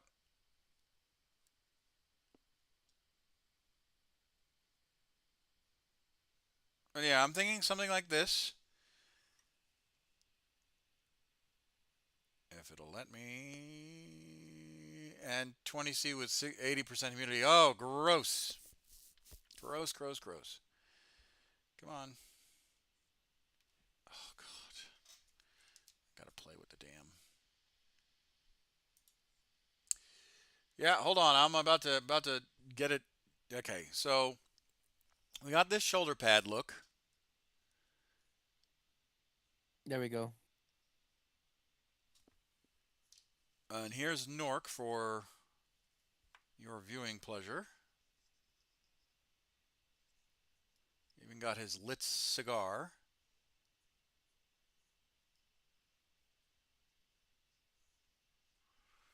Just rotate this so you can actually kind of see he's not bleached out.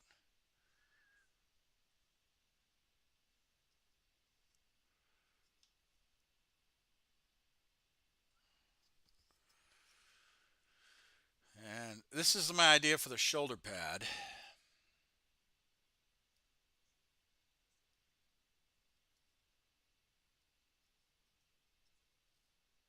And then I want to put pouches on his belt.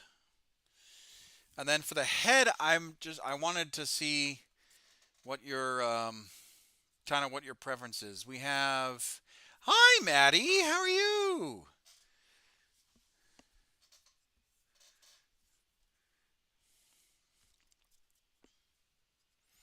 Yeah, I'm showing Johnny the models that I'm making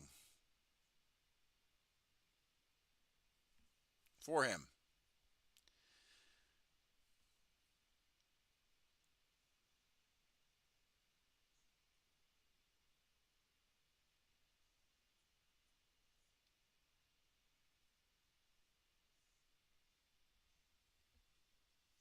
It's kind of funny on the shoulder, like the little Commissar hat. Yeah, yeah. Oh my God, I should have rated you. I love it. I had 3 people. No, it's okay. It's all right. You don't have to rate every time. I appreciate it. So, and then this one I'm debating because, like, you've got the tattoo. Ah, mother frigger. You got the tattoo on his shoulder, right? So I'm debating one shoulder pad. So So it kind of look like this. Obviously closer up. Because if I do the other shoulder pad for him, he'll cover up the tattoo. Or the brand, however you want to refer to it. Also, is there a reason like two of those Ogrins don't have like face features or? I haven't. We got to pick out the heads. So Oh, no okay. Okay. Oh, brand. they still have the feds. Brand. Hmm. And then for the heads, seeing as they are Johnny's Ogrins, yeah, showing the tattoo is nice. Changes it up. And then for the heads for Johnny, I've got maybe just one shoulder pad on the side then. On the one side then. Do you want them on both or do you want them on like do you want it like this then? So it's uniform kind of?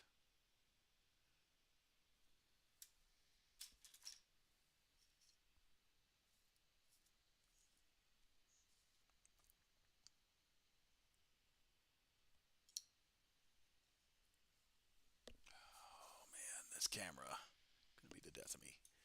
So it would look like this if we did the one shoulder pad. If it will stay. Might as well standardize. Okay, all right. And then for the heads, what do we want to do for heads? How are you feeling about heads?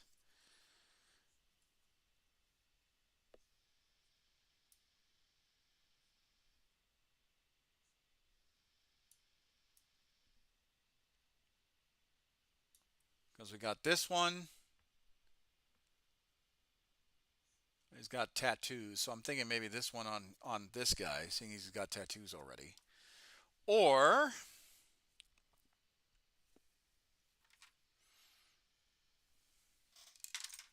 we got these two. A great beard and then another augmented with a mustache.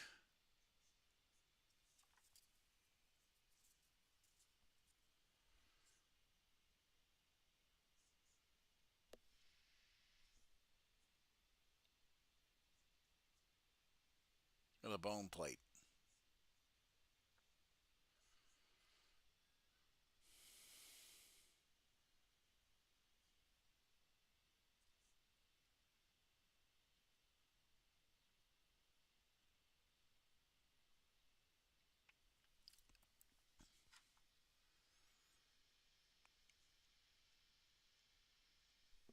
And then I don't know if there's another. Oh, there is another one. There are other heads. It's over here. And the other heads are. I have some facial hair. There's two that I need to pick for heads. Yes. And then there's these two heads right here.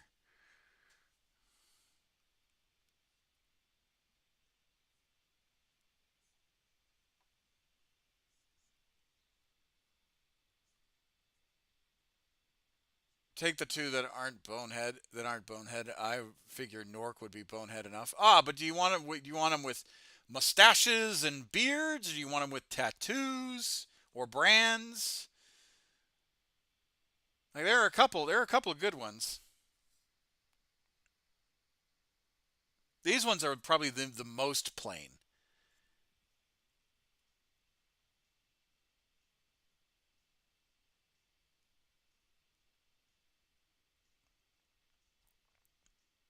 Hi, Maddie. How was your stream, by the way? I did see you up earlier. What did you get done painting-wise?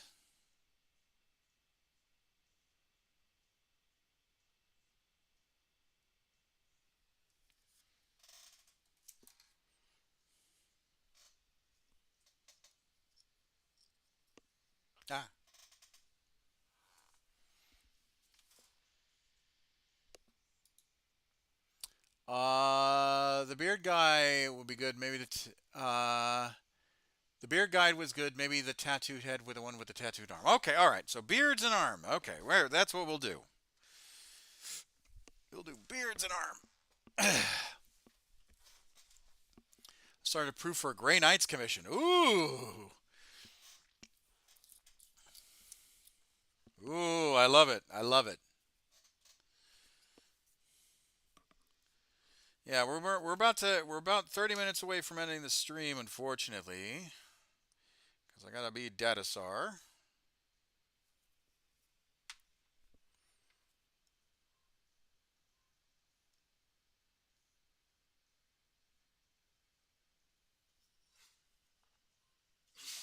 Oh, bless you, Bubbas. Oh, that was a mighty sneeze.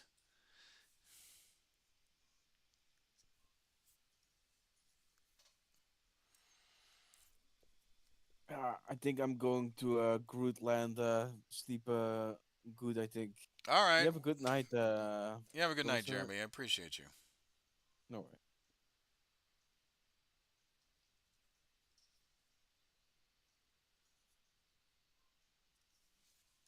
Her. There we go. We got the 2 shoulder pads. Well, Celcine's a great model. Well, she's doing it for painting. Yark got summer allergies. No, he just for some reason he just had a mighty sneeze. I don't think he's allergic. Oh, good lord! I'd hate for him to be allergic.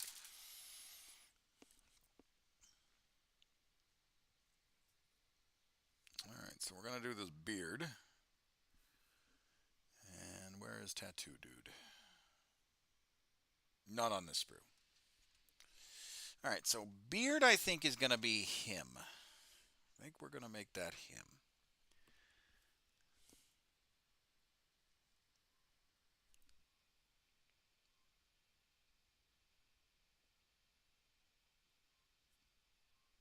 Yeah, she's a great model. I'm using the model that costs $1,300 as for my image reference.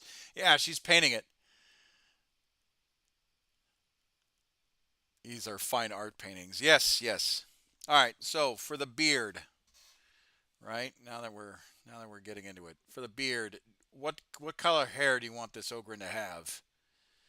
Gray, white, red, brown. I mean, he's of tanner skin, so browner, the darker the color is more of an average. Or do you want something crazy?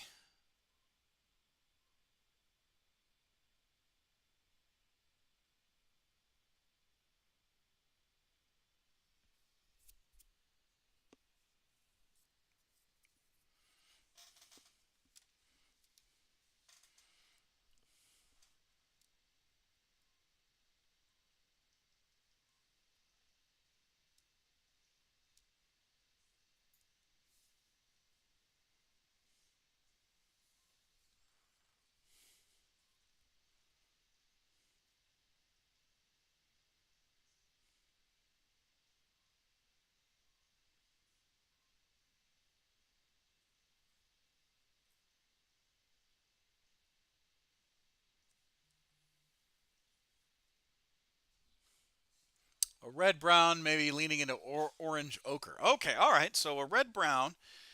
We have a red brown, or I can make a red brown. It'll be, but if you want an orange ochre,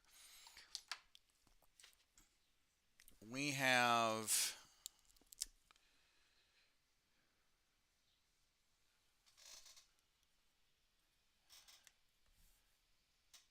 Maybe not Fire Slayer orange, but a bright, bushy Scottish beard.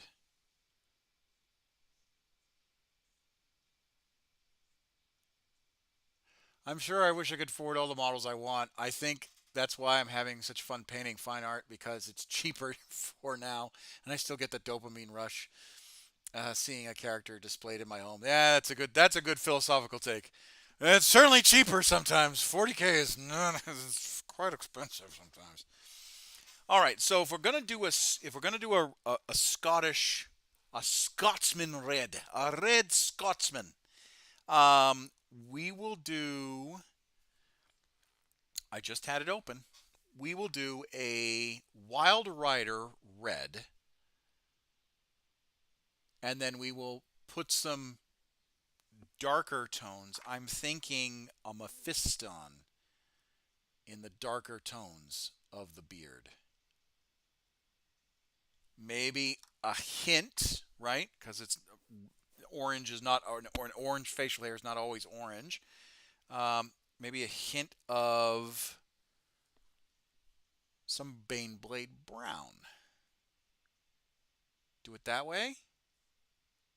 Mix those colors up, see if we like it. I don't know if I'll be able to do that right now. I mean, we can certainly try.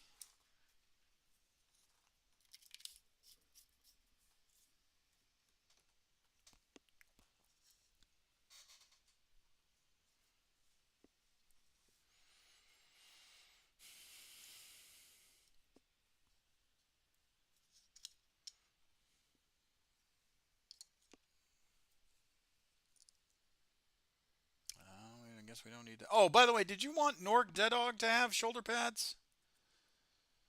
I could do one like.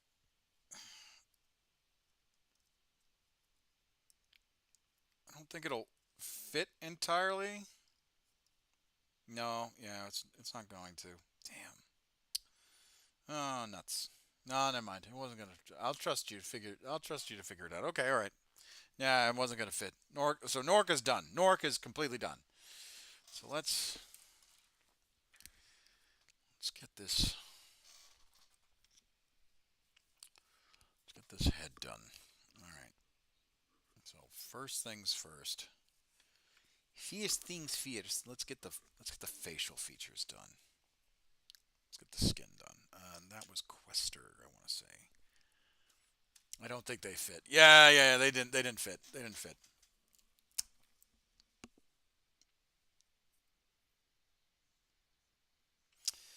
So my local game store just called me. They got the Armageddon Army box for 11th edition in. Well, I will add that to my pile of potential.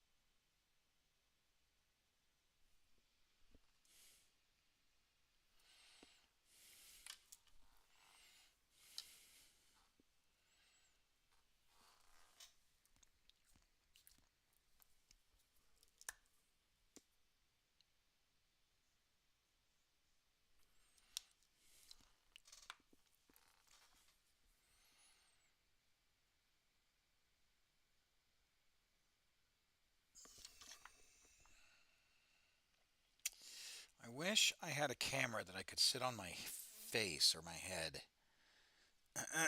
that could show you what I'm looking at as I'm painting.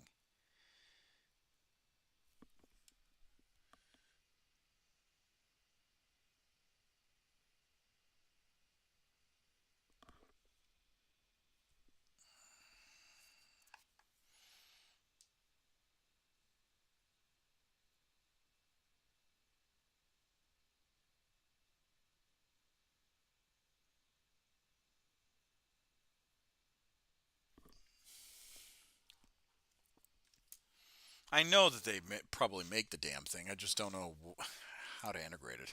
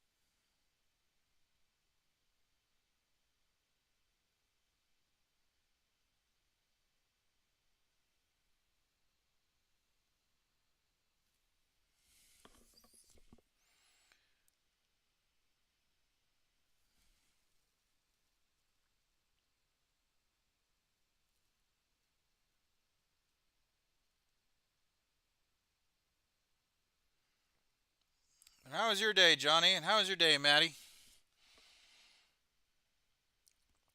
Sorry, I'm not talking. I'm just trying to figure out all the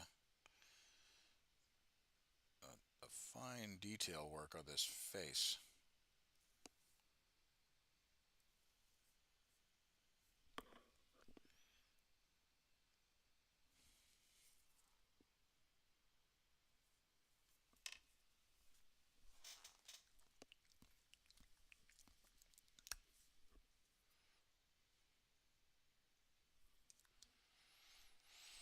Trying to get the face done before we call it quits, at least.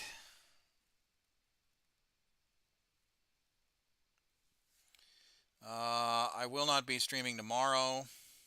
Tomorrow I have a late night flight to go to Massachusetts. I don't know if I will stream tonight. It's kind of 50-50 on it. I've been kind of feeling my feelings all this week, which is why I didn't stream yesterday. Also, the fact that I had a massive migraine.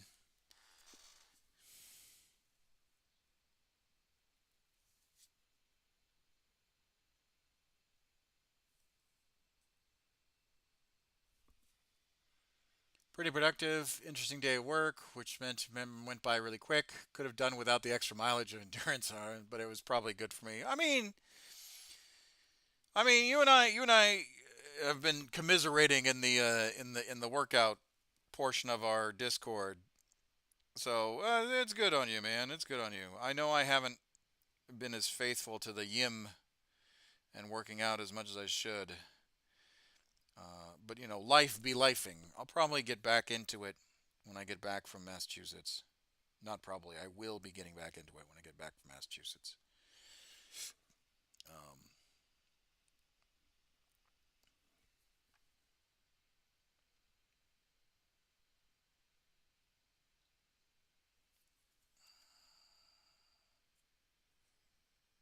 There we go.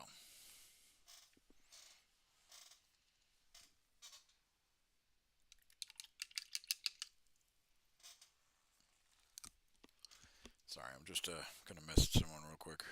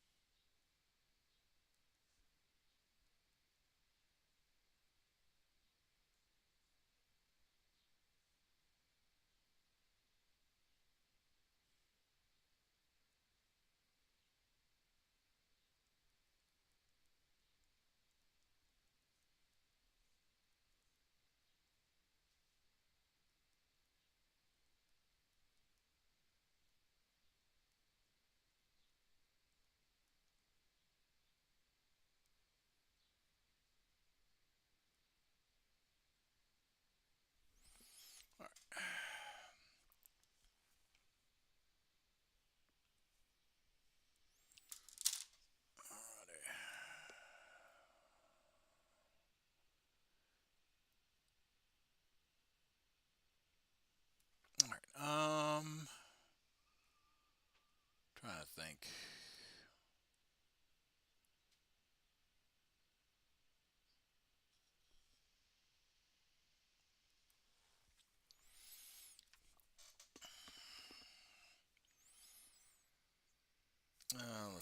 Let's do this bit.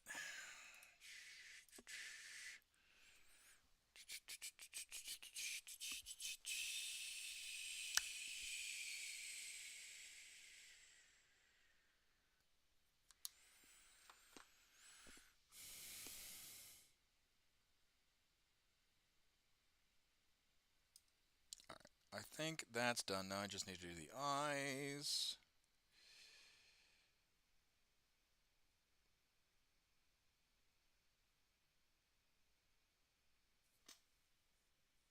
And the hair. Did you prime the entire sprue before assembly? Yes, I did. I have a very weird methodology. I do sub-assemblies, and then oh,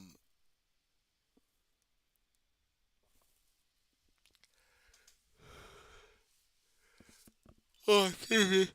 I do sub-assemblies, and I spray on the sprue. Um, I do it because I feel like that's the most easiest way to go about it, and other stuff too. Um, does that interfere with the glue up? I was considering doing that for my next set. I mean, it does. So the problem is that, and Johnny and I have talked about my methodology versus his methodology and other people's methodologies. Um, if your models are super fucking finicky, then don't do what I do, which is I do sub-assemblies, then I prime, paint, and then build, right? That's um, uh, there's certain there are certain models I refuse to a perfect example actually is this guy. If I was to prime this guy, there are so many tight portions of this model that need to fit where exactly they need to fit. Like the underside is a perfect example.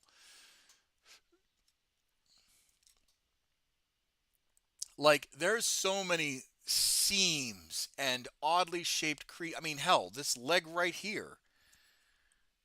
You can see the seam in the leg where it's supposed to fit seamlessly, but it doesn't. Um, and then of course there's the wings, right? There's the body, right? There's the tail. The tail section was pretty hard. Um, so if I was to prime this guy, then yeah, it'd probably screw it up. But bigger pieces that are more simplified, I mean, you can see that this arm is kind of wonky. Um, maybe because I painted and then I put it together, and maybe because maybe I used the wrong arm. That too. But you just gotta roll with the punches.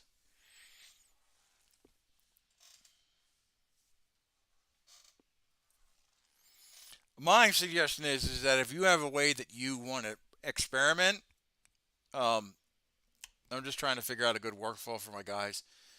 The big weapons come across over their fronts. It makes painting the torso a nightmare. Yeah, no.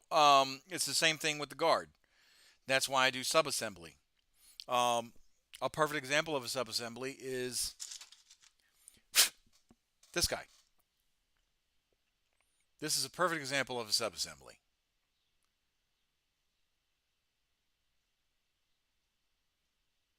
He is completely, it's the torso, the legs, and whatnot. Now, are the arms going to be a problem and they're going to be a pain in the ass to put together? Yeah, absolutely they will be. But at least the stuff that I've got, all the detail that I want on here is done.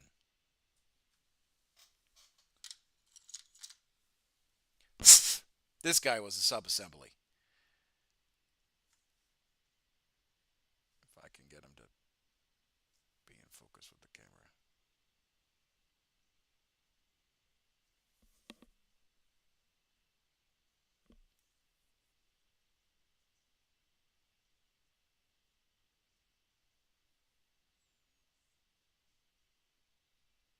Arms, legs, torso, all that stuff was done.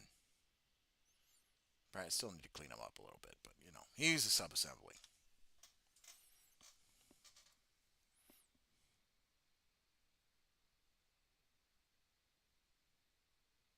And painting on the sprue makes it easier for like eyeballs, heads, teeth, all that stuff. So it all depends on what you're doing. Pre-assembly, then design the locks on the arms. I don't know. It's a good way to sub-assemble without cutting off the arms and reattaching. Yeah, no, it model building is a challenge. It's a problem solving in and of itself.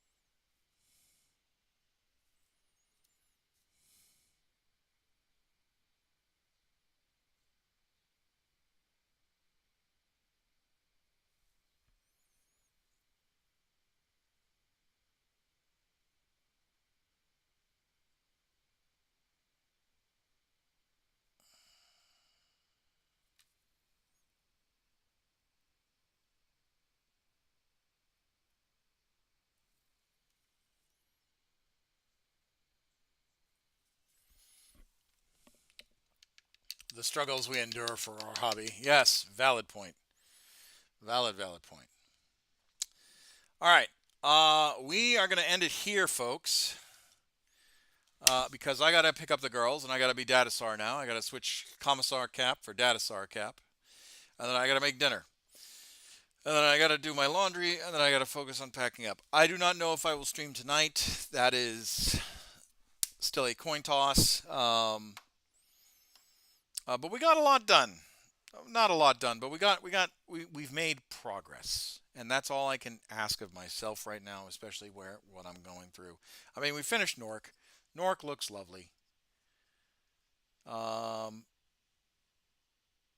He looks great. We've got the rest of the bodies done. The only thing that we got to do is put on the little gubbins, like the grenades, the pouches, the heads, finish off the heads and whatnot. And like I said, I don't know if I'm going to be doing anything tonight, streaming-wise. This weekend will not be streaming. Monday will be streaming. Tuesday will not be streaming. Maybe Sunday, depending on how I feel on Sunday. I might stream Sunday night into Monday. But yeah. Anyway, thank you all for watching. My name is Commissar Hecht. I will see you guys in our next episode. If you like what you see, make sure you like, comment, subscribe. Join my Facebook, YouTube, Twitch, Twitter, all that stuff. And yeah, I love you all. And I will see you guys in the next